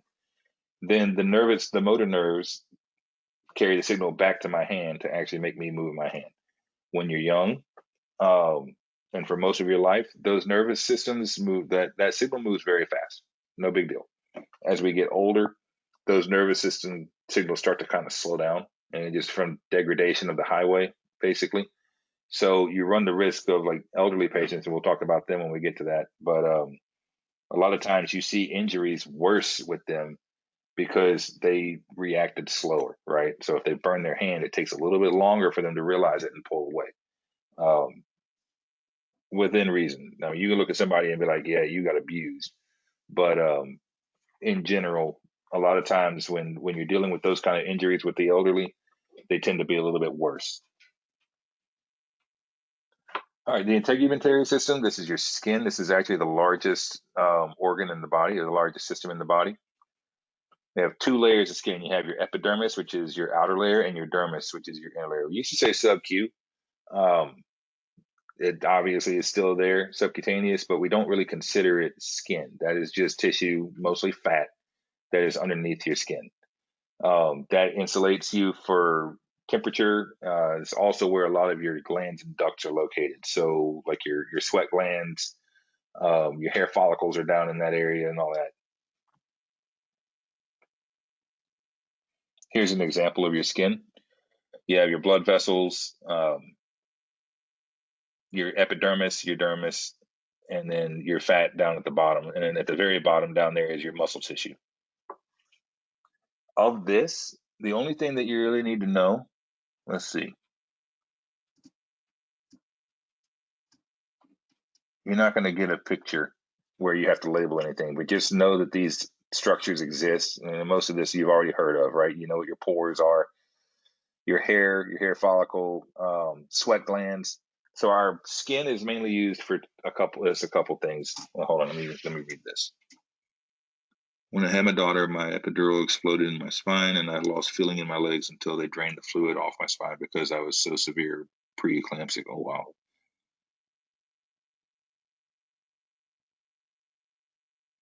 So yeah, that epidural getting loose in your spine basically just put it. Thankfully, that's a temporary thing, right? It put pressure on your spinal cord so you couldn't feel anything, but once they removed it, you were okay. And then fascia, like on houses, pronounced the same. I'm not following you, John. What are you referring to?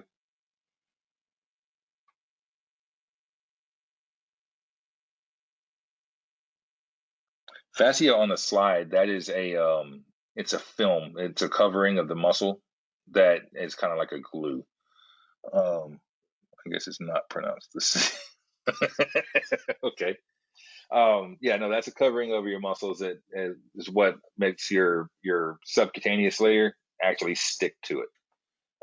That starts to wear away as we get older. That's why our skin starts to wrinkle and droop and stuff like that. So skin is the largest organ in the body. It has a few major functions, protects the body from the environment, right? I mean, like think staph infections. We have staph living on us all the time. And we usually don't have a problem with it. But if it manages to get into a cut, then we might get an infection there because our outer layer is designed as a shell, essentially. It does regulate body temperature. When you get cold, you get goosebumps, right? Your hair is standing up. Um, when you get hot, you sweat, and that is your body's attempt to keep your body temperature at a good 98.6 degrees. Um, that's when we deal with burn patients. One of our two biggest concerns is body temperature regulation and their hydration. We'll get into that and why you're watching out for that when we get to burns. That's its own chapter. And then it transmits information from the environment to the brain. So if you are cold, it will tell the brain, "Hey, I'm cold." Um, and then if you're hot, it'll obviously the same thing. All right, moving on to your digestive system. So your digestive system is basically is the system that turns food into energy. Um, so that's pretty much the only thing that digestion does. Um, the abdomen is the second major body cavity. It's underneath your thoracic region, obviously, which is where your heart and lungs are. But that contains pretty much all of your organs relating to digestion. Your stomach is in your abdomen. Somebody tell me what the dividing line between your thoracic cavity and your abdominal cavity is. Anybody that's taken the anatomy course? The diaphragm. Good. All right. So, but if your stomach's below it, how do you get food to it? Your esophagus is above the diaphragm, right?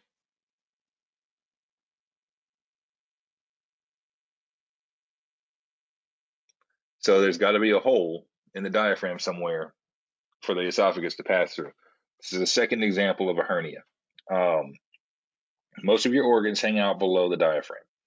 Your stomach is right up against it, and your esophagus runs down through the diaphragm and to that point. So we have what's called a hiatal hernia, which you're at risk for. That is where the stomach starts to kind of come up through the diaphragm's hole, and it gets stuck. And when that happens, it affects the diaphragm's ability to move. So you can't really get good breaths. You're going to have patients that are having a hard time breathing, and it's because they might have that issue. But your abdomen carries most of your digestive organs as well as all your others.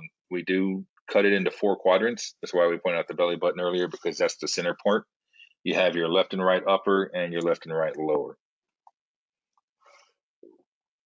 So here is this shows your quadrants, and it shows the organs that are within them. Some things I want to point out: your liver is mostly on the left. Oh, sorry, on the right upper. Your stomach is mostly on the left upper. You also have your gallbladder, which is green. It's kind of small. It sits up underneath the liver. You have your large intestine and your small intestine. Your spleen, when we talked about, I said it was way up in the left upper. Um, if you notice how far off to the side it is, your spleen can be hit pretty easily. You have your appendix, which is way down in the right lower quadrant. It's actually not far above where the leg connects. So if you have a patient that you think might be having appendicitis, you can tap the bottom of their foot, and that will inflict a little bit of pain on them. They're gonna feel that.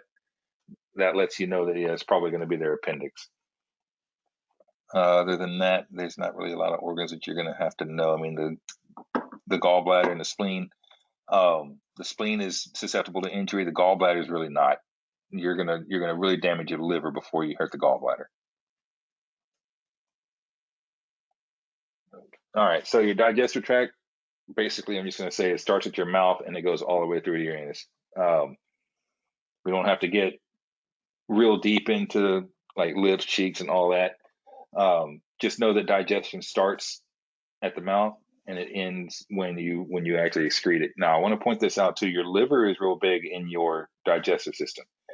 As your body starts to actually take the food from or take the energy from your food in your intestines and actually disperse it to the body, it goes through what's called the portal veins or the portal circulatory system. That is a network of arteries and veins that goes from your intestines to your liver. So everything you eat has to pass through that liver and get filtered before it gets released out to your body. That's called first pass. Um, there's a lot of this that's in your Master of Your Medics. It talks about this. The liver acts like a filter, exactly. So if you give somebody medicine and they take it by mouth, it has to go through the filter just like anything else they eat. So a lot of times, um, pill form medications are actually pretty potent because you're going to lose a lot of it. The liver's going to metabolize a lot of it before you ever get it into your bloodstream. Um,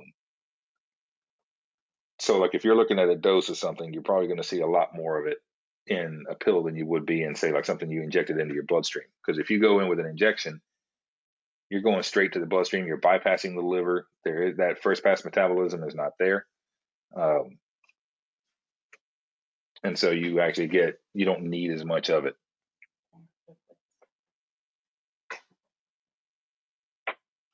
So your digestive system, continuing on, has your liver and your bile ducts. The bile ducts are part of the liver. Your small and large intestine, your appendix, and your rectum. Rectum damn near killed them. All right. So the way that your digestive system works, from the minute you start chewing on your food, you're going to start salivating. Um, right. And what that is doing is that's beginning the process of breaking down your food. So you do have enzymes in your saliva that cause that to happen. Let me get caught up to myself here. All right. Your food continues to get torn up by these enzymes all the way through your body. And as it gets broken down, the food is going to be converted into basic sugars, fatty acids, and amino acids. So basically, your food is going to break down into carbs, protein, and fat. These basic products of digestion are carried across the wall of the intestine to the liver and processed further and stored or transported to the heart. If it gets transported to the heart, it's so that it can be pumped out through the bloodstream to the rest of the body. Give me just a second.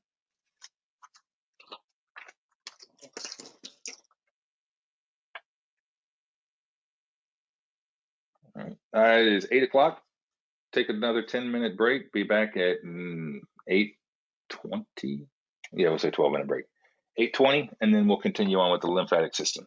We're getting pretty close to the end of this, guys. I know it's a lot. It's definitely information overload, but we're going to be touching back on this chapter a lot as we go through the course.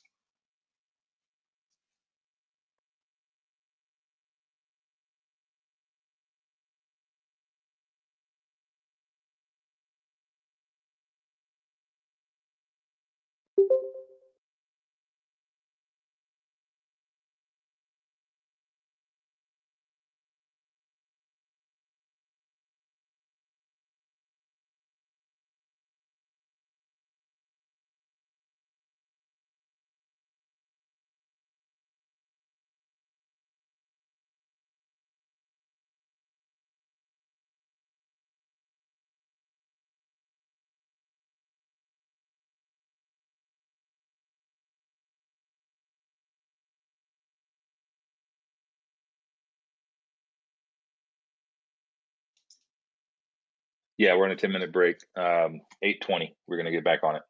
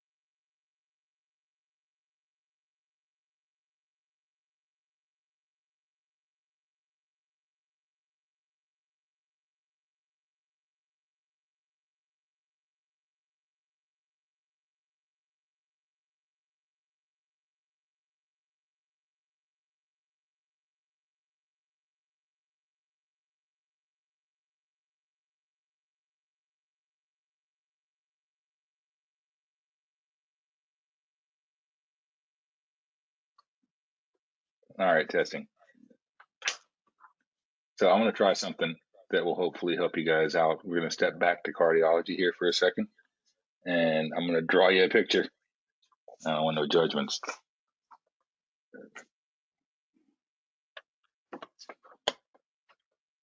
All right, so we talked about the heart.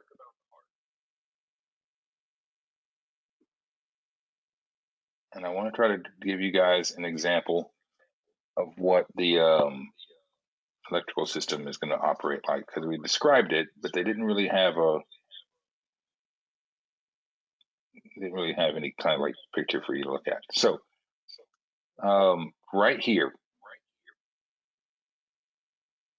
this big black dot, what is that?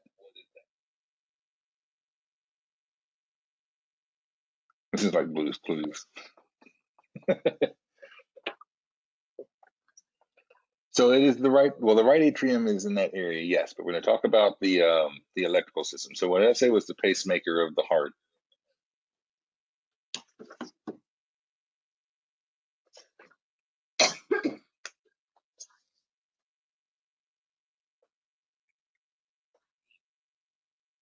Anybody? It's a node. It's a sinus node in the atria. What do we call that? There you go, sinoatrial node, or SA node for short. So SA node. Look, I never claimed to be the best speller either. All right, that is right there. So we're going to go ahead and draw this back up here. This is number 2. Who does number 2 work for? Works for number 1. All right.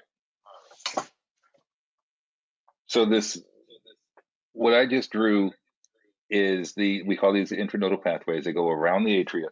So when the SA node fires, it's going to go in 2 directions around both atria, and it's going to connect and get caught up right here on the AV node, which is right in the center of the heart. It's called the AV node.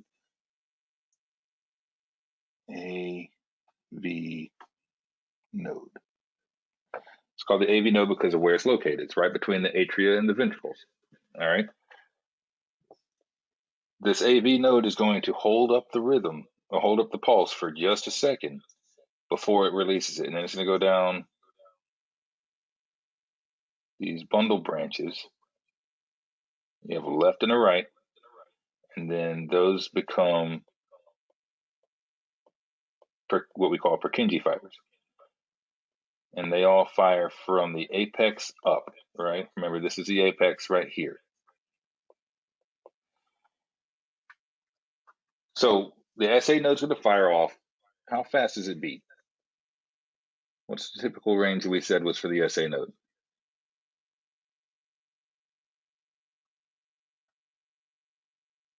60 to 100. Good. All right. So under normal circumstances, your heart will be beating 60 to 100 times a minute. Now, if the SA node fails, the AV node will kick in. Anybody remember how fast the AV node typically beats? 40 to 60. Good. 40 to 60. All right. And now if that one fails, then it's up to the Purkinje fibers and the heart rate itself, which is just, we'll just say, or I'm sorry, the cells themselves, and we'll say that's just less than 40. So all of these areas is less than 40 beats per minute. All right. So this is how your electrical system works. The starting line is here at the SA node. So you're going to have the beat going in the downward direction. It's going to get caught up at the AV node for a second, and then it's going to fly down the septum, down those 2 bundle branches to the apex, and then the beat is going to go back up. So as you can see, if that AV node there was not there to block that signal, with the speed that electricity moves versus muscle movement, the heart would essentially beat at the same time, and the blood wouldn't move anywhere. So the AV node, even though it's not in charge, it is still critical to making your heart beat because it stops that pulse for a second to allow the atria to finish their contraction before the ventricles contract on their side. But it also serves as a backup in case the SA node fails, the AV node kicks in. If the AV node fails, then the workers themselves will fire off, but they fire off very slow. They know what their individual job is, but they don't know everything that the management knows. So you run into problems. And the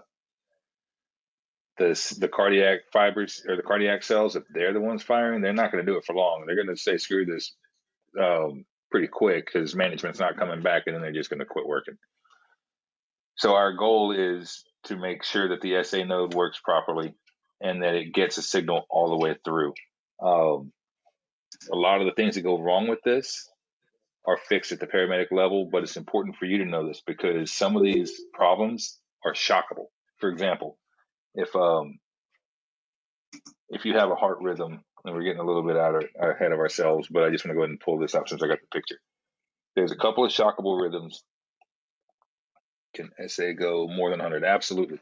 So as long as the SA node is in charge and it's beating at 200 times a minute, then it's the SA node that's doing that. We don't necessarily want it to, but it can if it needs to. But there are some rhythms. The reason we want you to know this is because even though you're not going to fix a left bundle branch block, that's a paramedic shop, and even they don't fix it. They just have treatments to kind of stabilize the patient. Some of the things that go wrong here, you are in complete control of fixing, like VFib. Right, like a kindergartner. I can't put my finger on the screen.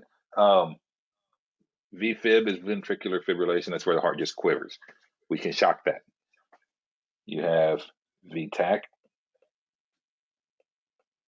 That is where the heart is beating really, really fast, but it's being sourced in the ventricles rather than the SA node. So that is something else that we can shock.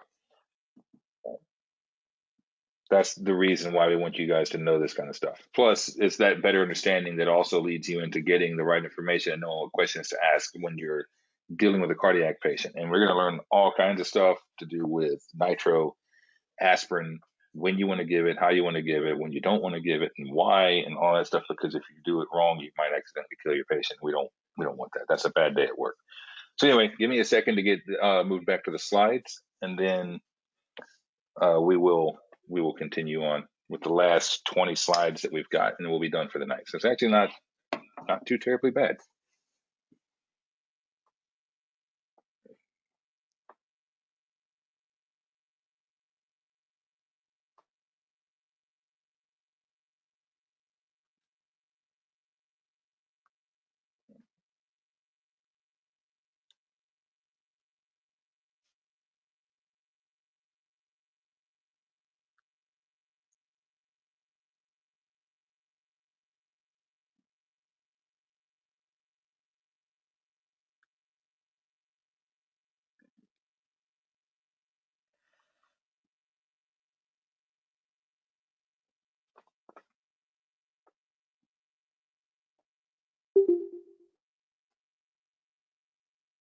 All right, so we're going to move on with the lymphatic system now. This is actually a lot of, I think our colleges are starting to call this part of the cardiovascular system rather than being its own. But it essentially is because it works very close, like hand in hand with your cardiovascular system. So this system is basically the filtration of your blood. The elements of this system include your spleen, which you've beat to death already, your lymph nodes, the lymph vessels themselves, the thymus gland, and other components. Other components is pretty ambiguous, so I don't want to get too much into that. This supports the circulatory system and the immune system. It does a couple of things. First of all, it returns fluid to the cell or to the bloodstream. So if you have a bunch of fluid kind of hanging out in your interstitial space, I don't know who unmuted. No, okay, there you go. If you have a bunch of fluids hanging out in your interstitial space, it's your lymphatic system that returns it to your blood vessels. It also filters your blood, pulls out toxins, pulls out just junk that gets in there. Old blood cells get pulled out through this, and a lot of things that get infected get pulled out through this. So you can kind of run into some issues. If you've ever heard of like swollen lymph nodes, they are located in different parts of your body, and when you're trying to fight an infection, sometimes those nodes will get swollen because they're working overtime. and they've got a whole lot of stuff being put through them. If you know where they are, you can kind of, like underneath your jaw, for example, you can kind of poke and prod up there. And if you feel lumps, a lot of times those are swollen lymph nodes, and they're a sign that you have some kind of an infection that your body's trying to fight. But your lymph is a thin, straw-colored fluid that carries oxygen and nutrients to cells and waste products away. Just to kind of get that part out there.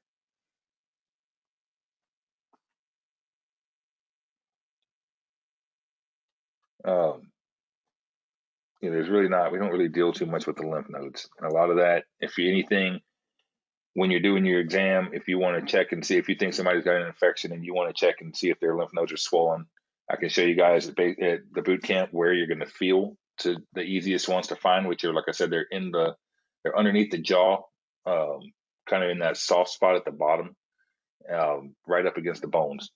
So they're easy to find, especially if they're swollen. All right, your endocrine system. Let me ask you this: which system controls the body?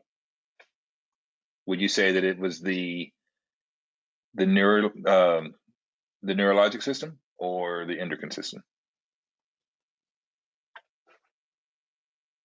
Probably would help if I brought up the text box so I could see what y'all are saying. Endo, good. All right. But why is that? I mean, I remember when I was taught, it was always that the neurologic system was the controller, right? Because that's the brain. But it actually isn't. The endocrine system, which is all of your hormones, that's what actually controls your body. So the endocrine system is controlled by the neurologic system, but the endocrine system is what is the actual, like, direct influence on you. So if let's say your body decides that, okay, crap, something's going on and I need to up the pulse, I want to kick in my fight or flight. So your body will zap your adrenal glands with electricity, which, as long as they're getting hit with electricity, they're going to pump out the adrenaline that they're holding. Whenever the body determines that it's had enough adrenaline, that it's good, then it stops shocking. It's almost like you've got your neurologic system has your endocrine glands strapped to a chair with their feet in a tub of water and some battery cables. All right, you give us what we want to know, they zap you, and then they pull it away. That's pretty much how those two systems operate. But the reason being is because your neurologic system is electric, right? And electricity is either there or it's not. And we can't operate properly if we just go either 0 or 100 miles an hour. There's all that range in between there. So the actual changes that your body will go through, as far as like your pulse, if you need a faster pulse or something like that, is caused by your endocrine system, which is activated by the electricity from your neurologic system. So this integrates many body functions. Your hormones are released directly into the bloodstream, and they're picked up by receptors all through the body.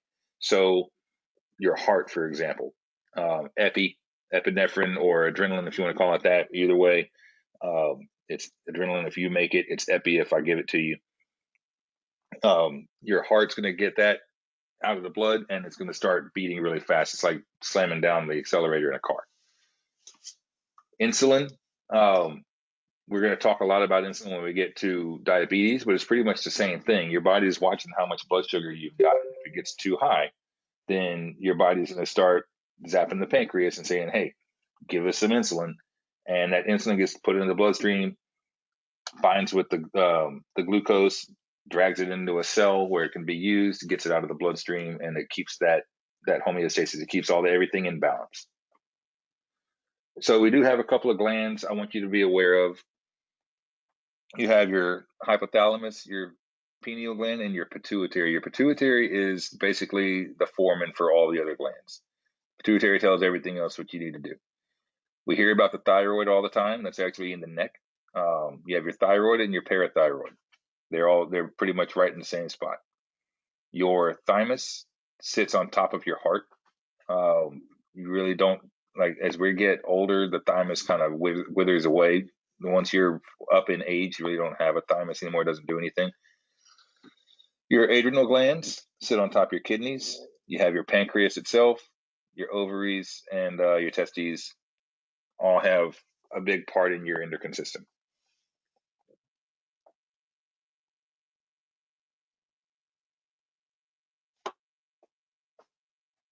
Any questions on endocrine? We don't ask you really to know much more than what the system does. I'm not, like I said, a lot of the stuff is competence only in these areas. So we just want you to know what is there. Like what is testosterone? Where does it come from? That's an endocrine gland, or it's a hormone released in the endocrine system, that kind of thing. All right, your urinary system. This is how you get rid of certain waste materials from the body. Um, your kidneys will filter things out, and it's not just waste like what you ate, right? Or if you drank enough. Some waste that you get rid of is things that your body actually usually would need, but at that particular moment, you've just got too much of it. So your body's going to pee it out. Your urinary system controls the discharge of certain waste materials filtered from the blood by the kidneys. Your kidneys are solid organs; they're not hollow. So keep that in mind. If you get certain types of injuries will affect hollow organs more. Certain types of injuries will affect solid organs more. The problem with solid organs is that they are very, very, very vascular. So if those get ruptured, you have a lot of blood loss.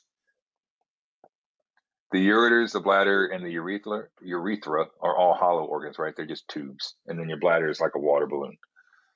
Some of the main functions of the urinary system is to control fluid balance in the body. So if you get too much fluid, your body will pee it out.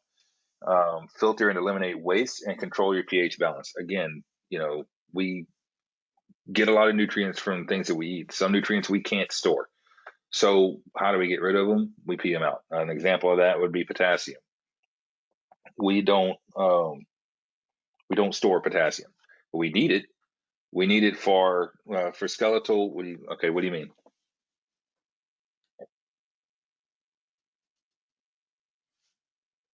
You say, what about skeletal?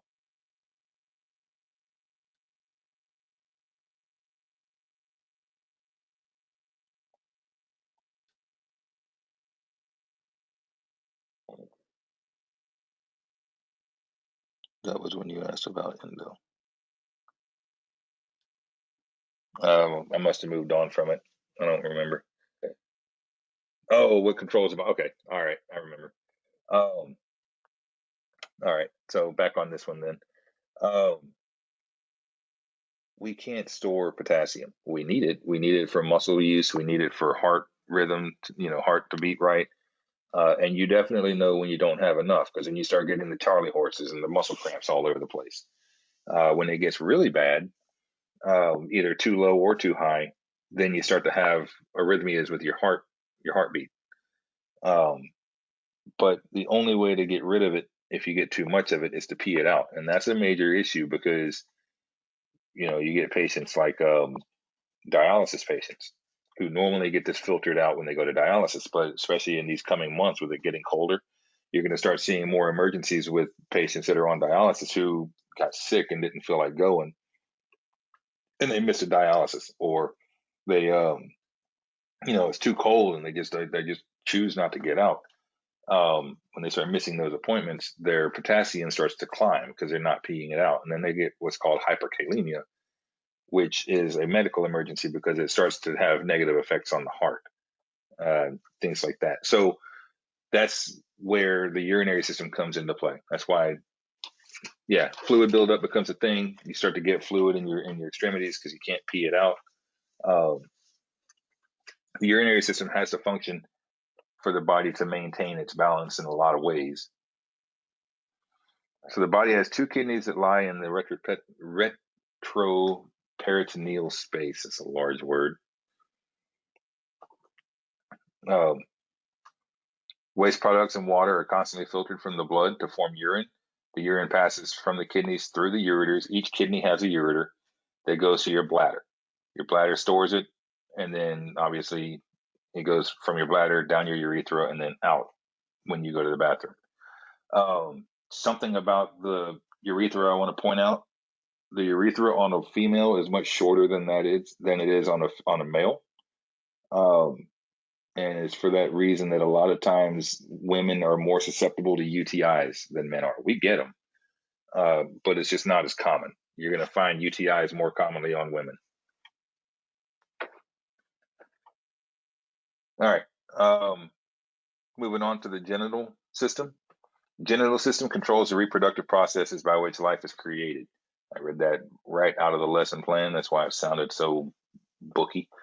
The male reproductive system consists of the testes, epididymis, vas deferens, the prostate gland, seminal vesicles, and the penis. So our job, as you know, our reproductive system is designed to create sperm and deliver said sperm. Here is a diagram of a male and female genitalia. So, or at least on the inside, you have your ureters coming down from your kidneys. Your urinary bladder is right there. You have they call them, is your vas deferens. I don't know why they're spelled a little different than how I'm used to seeing them. Your prostate gland is like a donut that kind of your urethra flows or goes through it. You have your urethra itself, as you can see, moving on down, your epididymis, your testes, and your penis. Female is your ovaries, fallopian tubes, uterus, cervix, and the vagina. That system for a female is to get eggs basically to the uterus to develop a baby and give birth. Now, here's the thing. Let me ask you this. How many eggs does a woman produce? How many eggs does a woman create per month? See if anybody gets this.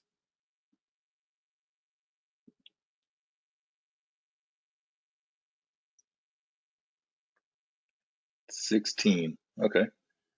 Anybody else want to take a stab at it? 2? All right, it's a trick question. So, a woman is born with all of the eggs she'll ever need. There is no creation of eggs. They're already in the ovaries. There's way more eggs than a woman will ever possibly be able to really give birth to, which is a good thing, right? Because some things can go wrong. What if you have to lose an ovary? You lost half your eggs, but you still have way more than you should be, conceivably able to give birth with.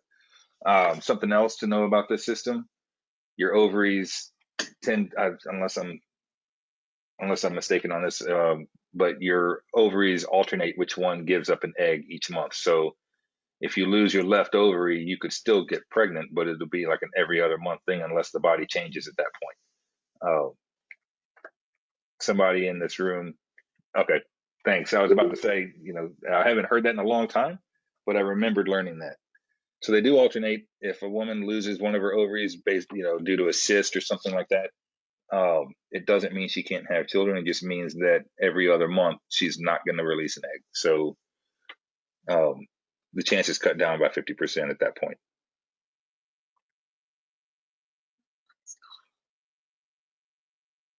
Oh, going the wrong way.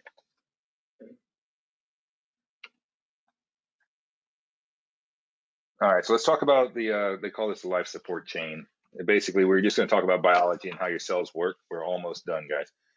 All of your cells require oxygen, nutrients, and to get waste out, right? We all need waste management to come pick up the trash. So the circulatory system is the carrier of the supplies and the waste. It brings the supplies to the cells and it gets the waste away from them. If there's any kind of interference, the cells become damaged and die. And that could be anything from no more blood in the system to do the transport. It could be that there's not enough oxygen. That's the slide I need to be on. Anything could go wrong, right? It could be that there's not enough glucose in the system. So from a biological standpoint, we're out of anatomy now. We're just talking about general physiology here. Your cells are going to use oxygen to turn nutrients into chemical energy through metabolism. And it's not just oxygen, it's oxygen and glucose. The two combine and they use ATP to basically store energy. So as long as you have aerobic metabolism, which is what we want, that means you have oxygen coming in. So when the cells start breaking down glucose and creating their ATP, with oxygen, you get this massive amount of ATP. Fantastic, right? Because that's where your energy is coming from. If you lose that aerobic metabolism, if let's say for whatever reason the body no longer is getting oxygen to the cells. Yes. So if you don't get rid of the waste, you can become septic. If you lose the ability to get oxygen to the cells, your cells will still operate. It's not going to be like, oh my God, we got no oxygen, we're just done. They switch to what's called anaerobic metabolism. And the only problem with this is that it's a much less efficient. You get much less ATP, and they build up a byproduct very quickly called lactic acid. And the lactic acid buildup is bad for you. It hurts after a while. Like that is what makes your muscles burn when you're working out. If you're lifting weights or whatever, and you start to feel a burn, um, that's what you're feeling is lactic acid buildup. But on a cellular level, especially on a massive scale, too much lactic acid will actually start to drown out and kill your cells, and then they can't continue. It takes more energy um, to do the metabolism than it creates. So you wind up with a negative when you don't have oxygen. Movement of oxygen, waste, and nutrients occurs by diffusion, and pH balance is critical to the diffusion. So I'm not going to get this at the higher levels at the AEMT and especially at the paramedic level. They go real in depth on pH and how we control it, why we control it, what the range we need to keep it in, and all that is. I'm not going to get that far off in there with you. Just know that there is a range that we have to keep it in where it's not too low, not too high. And the easiest way to do that is by ventilating your patient. The speed that we blow off CO2 when we breathe out directly affects our pH levels. So if we ever find a reason where we need to lower the pH level, which there is some reasons, we'll talk about that when we get to trauma and mainly head injuries, there may be times where you need to ventilate your patient a little bit faster than normal. That is something that you can do as an EMT, but you're going to want to do that with a paramedic's supervision. So that kind of goes into one of your discussion questions about what it means to be an aggressive EMT. It means don't be afraid to do your job, but you want to make sure that you're not doing it in a dangerous way. There's a lot of stuff that we can do that we still need in a paramedic there with the tools to tell us when we're doing it enough or doing it too much. And then the body expends a large amount of energy to maintain normal pH. That is very true. All right, pathophysiology. This is a study of functional changes that occur when the body reacts to a disease. Many diseases can occur in patients, anything from diabetes, which is a disease of the pancreas. You have strokes, diseases of the brain, pneumonia, which are in the lungs, that kind of thing. Respiratory compromise is the inability of the body to move gas effectively. So this can lead to hypoxia, which we can see when your fingers start to turn blue, your lips start to turn blue, that kind of thing. But the biggest issue, or the only thing about that, everybody jumps on hypoxia or cyanosis rather, which is where your skin changes colors. That's a late sign. If you're already seeing that, it typically means that your patient has been hypoxic for a while, and that's a problem. One of the earliest signs of hypoxia is a altered level of consciousness or an altered mental status where typically their anxiety climbs. They're still alert, but they're going to be freaking out. You ever walk into a patient with COPD when they're having an attack, or an asthma patient that's having an attack? They're really like they're fighting to breathe, but you can tell like they're amped. Their pulse is climbing. Especially if it's something that they've had before, you won't get to pull your oxygen out. They're going to grab it from you and do it themselves because they already know, and they know what you've got. They know what they need. Hypercarbia. Thinking back to what we talked about on Tuesday night, what do you think hypercarbia means?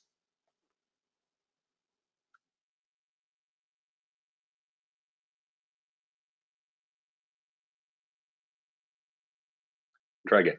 Hyper, not hypo. Increase. Yep. So it's an increased level of carbon dioxide in the body. Um, some things that can. No. You're fine. It's all right to be. This is class. But yeah, hyper. Think of it like if anybody is hyper, they're too excited, right? So anytime you see hyper, it's the same thing. You're too much. Hypo rhymes with low, so an easy way to remember that. Okay. Factors that impair ventilation. Blocked airway is obviously one. If you're choking on a big piece of steak, you're not going to be able to breathe. Impairment of the muscles of breathing. So if we talked about the hernia earlier. If you have something bulge through that hole in your diaphragm where the esophagus runs through, it's not going to be able to move properly. Airway is obstructed physiologically, so like an asthma attack, COPD, that kind of thing. And then a lot of other things. Drug overdoses, we're going to talk about Narcan and what to do when you deal with those. Trauma to the chest wall, so somebody got hit by their steering wheel or shot, stabbed, that kind of thing. Allergic reactions will cause this, where you have other issues that you can't actually you can't breathe because of it. Changes in the atmosphere. If anybody has ever gone skydiving, when you first get out the plane, sometimes it's a little hard to breathe. It gets easier when you get down to the lower altitudes. Impaired movement of gas across the cell membrane can do it.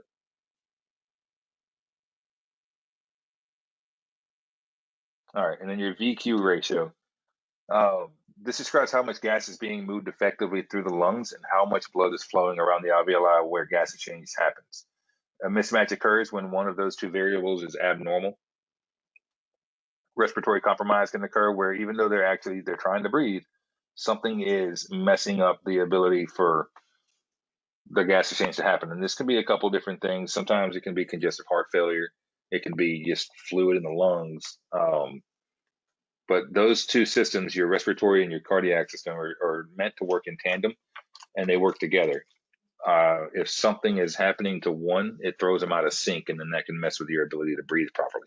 Or you might be ventilating right easily, because remember we talked about ventilation is just movement of air in and out of the lungs, but you're not getting good respiration.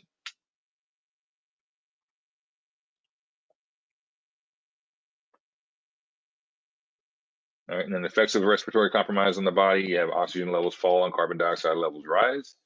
The rate increases because there's not enough oxygen, so the body's saying, "Hey, we need more. We're going to pick up the respiratory rate." Your blood becomes more acidic because carbon dioxide is acidic. So if it's not getting out of the bloodstream by your breathing out, it's going to just continue to rise, and that's going to drive up your pH. The brain sends commands to the body to breathe. That goes into that second one about your respiratory rate.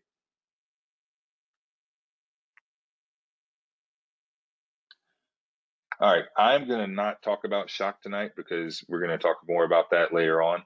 I don't want to overload you guys. I mean, that's a little out of the lane for this chapter. So we're going to move on to impairment of cellular metabolism, and then this is going to be pretty much it for the night.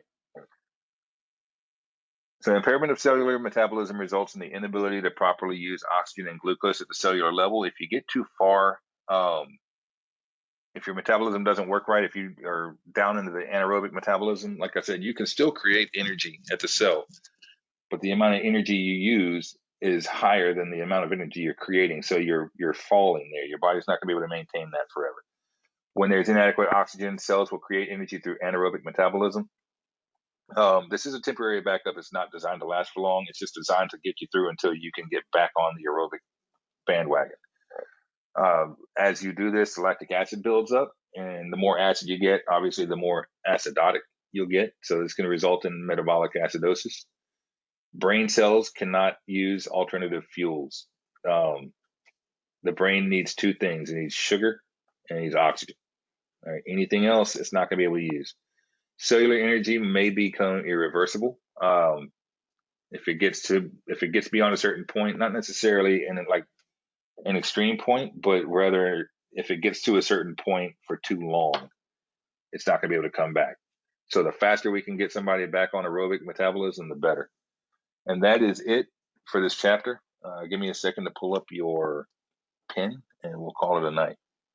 Do we have any questions? Like I said, I know this is a lot of information. This chapter sucks more for y'all than for me, because there's so much information. But as we go through the other chapters, if you look at your schedule that I sent out, the PDF, you'll see where it says review chapter 6, pages whatever through whatever. Tonight was an overview, but when we start talking about airway, you're going to come back and review the airway section. When we talk about cardiology, you're going to come back and review the cardiac system. So you'll get better at it as you go. I do have 3 quick questions if you want to give the pen. Okay, yeah. I'll go ahead and be working on the pen while you type out your questions.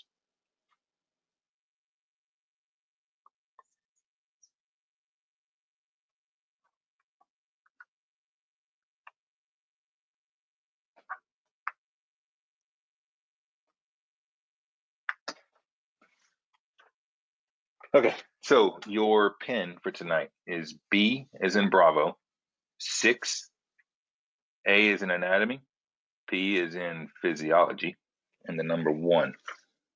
So B6, AP1. Somebody would mind typing that since I can't get my text box to work.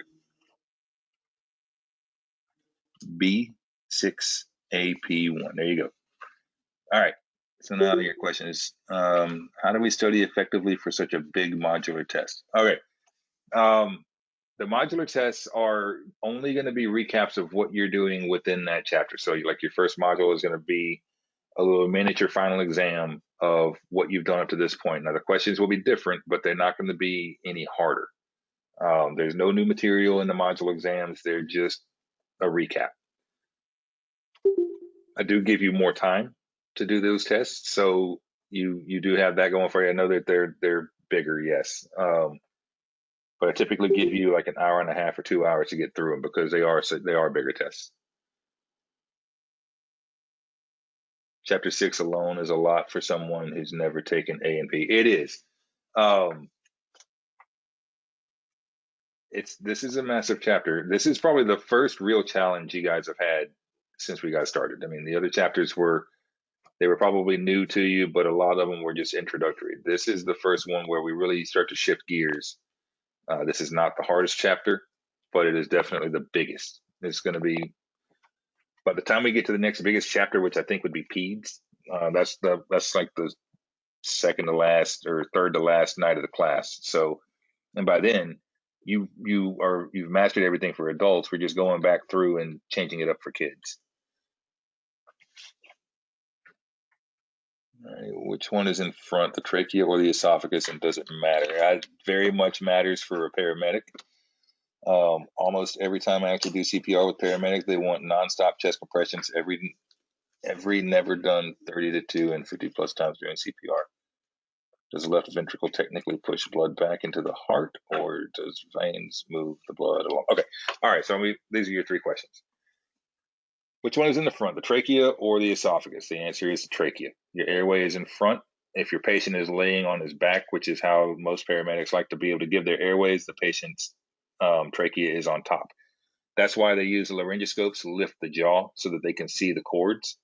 If you were to just look down somebody's throat without doing that, you're actually going to be looking down their actual throat, which is the esophagus. And if you put a tube down it, you're going to be putting air into their stomach. So it matters to them.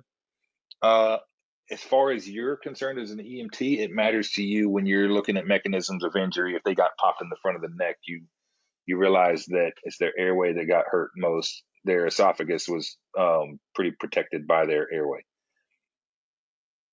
So it kind of matters. The closest you're really going to come to worrying about that is when you start to use something like an LMA or a combi tube, that kind of thing. But even then, those are pretty much blind insertion. You just open their mouth, shove the tube down it, inflate the balloon, and start bagging. Almost every time I actually do CPR with paramedic, they want nonstop chest compressions. So the way that they train you in a classroom is not necessarily the way that you're going to do it in the field. I hate to say that because that technically is a bad habit. Once they put a tube down somebody's throat, then yes, you go to continuous compressions. But until then, it should be 30 to 2. What they're doing is remember we talked about keeping that minimum blood pressure. That's what they're worried about. If you've got enough people, it's a little bit easier to do constant compressions without having to do the 30 to 2, but it's harder on the person doing the ventilations because if they can't get a good seal or they're new, they're going to wind up putting air into the stomach rather than the lungs. That does nothing but suffocate your patient and then cause you to eventually have a GI vomit, which is the most disgusting smell I've ever encountered. We had to take an ambulance out of service for a week because of that once. Let's see what else you got. Does the left ventricle technically push blood back into the? Okay, so remember your left ventricle pushes blood out to the body. It does not push blood back into the heart. The valves are there to stop blood from backflowing. And so if you go backwards from the left ventricle, you're going into the left atrium, right? But your bicuspid valve blocks that. Oh, okay. Yes, the left ventricle will push blood all the way. That's why you have to have that pressure. So the force of the left ventricle transfers through all the pressure in the system to push the last little bit of blood waiting to get into the heart. It pushes it all the way into the right atrium. If you lose too much pressure, then that doesn't happen. And that's actually one of the things we're going to talk about when we talk about nitros or nitrates, because when we give those, if there's a problem with the right side of the heart, sometimes those nitros do more harm than good. Let me see what else. I think some of the text went off the screen. Yeah, they also have a mechanical to do it. Yeah. So a lot of times, like Lucas devices and stuff are a thing now, which is nice because I used to have to do CPR for 45 minutes going from Poplarville to Hattiesburg. That's a long time to do chest compressions while your paramedic is sitting there. He's got a lot of stuff to do with the meds and everything. So you typically, as an EMT, you're the one that's stuck pumping on a chest. All right. Any other questions? As always, if anybody has anything, y'all know how to reach me. You've got like 5 different ways of doing so. So, by all means, ask me questions if something comes up outside of the class. Um, you can shoot me a message. I got so yours. I'm going to say this. Well, not everybody can see this. It's just the way that you're seeing it, Donna. It is showing up whenever you type. Like I can see it. But all right. If y'all have anything, let me know. Otherwise, I'll see you on Tuesday, and we will continue. I think it's lifespan and development is the next one. So that I think is the last chapter of this module. So if you guys haven't done your exam or your chapter quizzes, start trying to catch up on those now. Otherwise, y'all have a great night.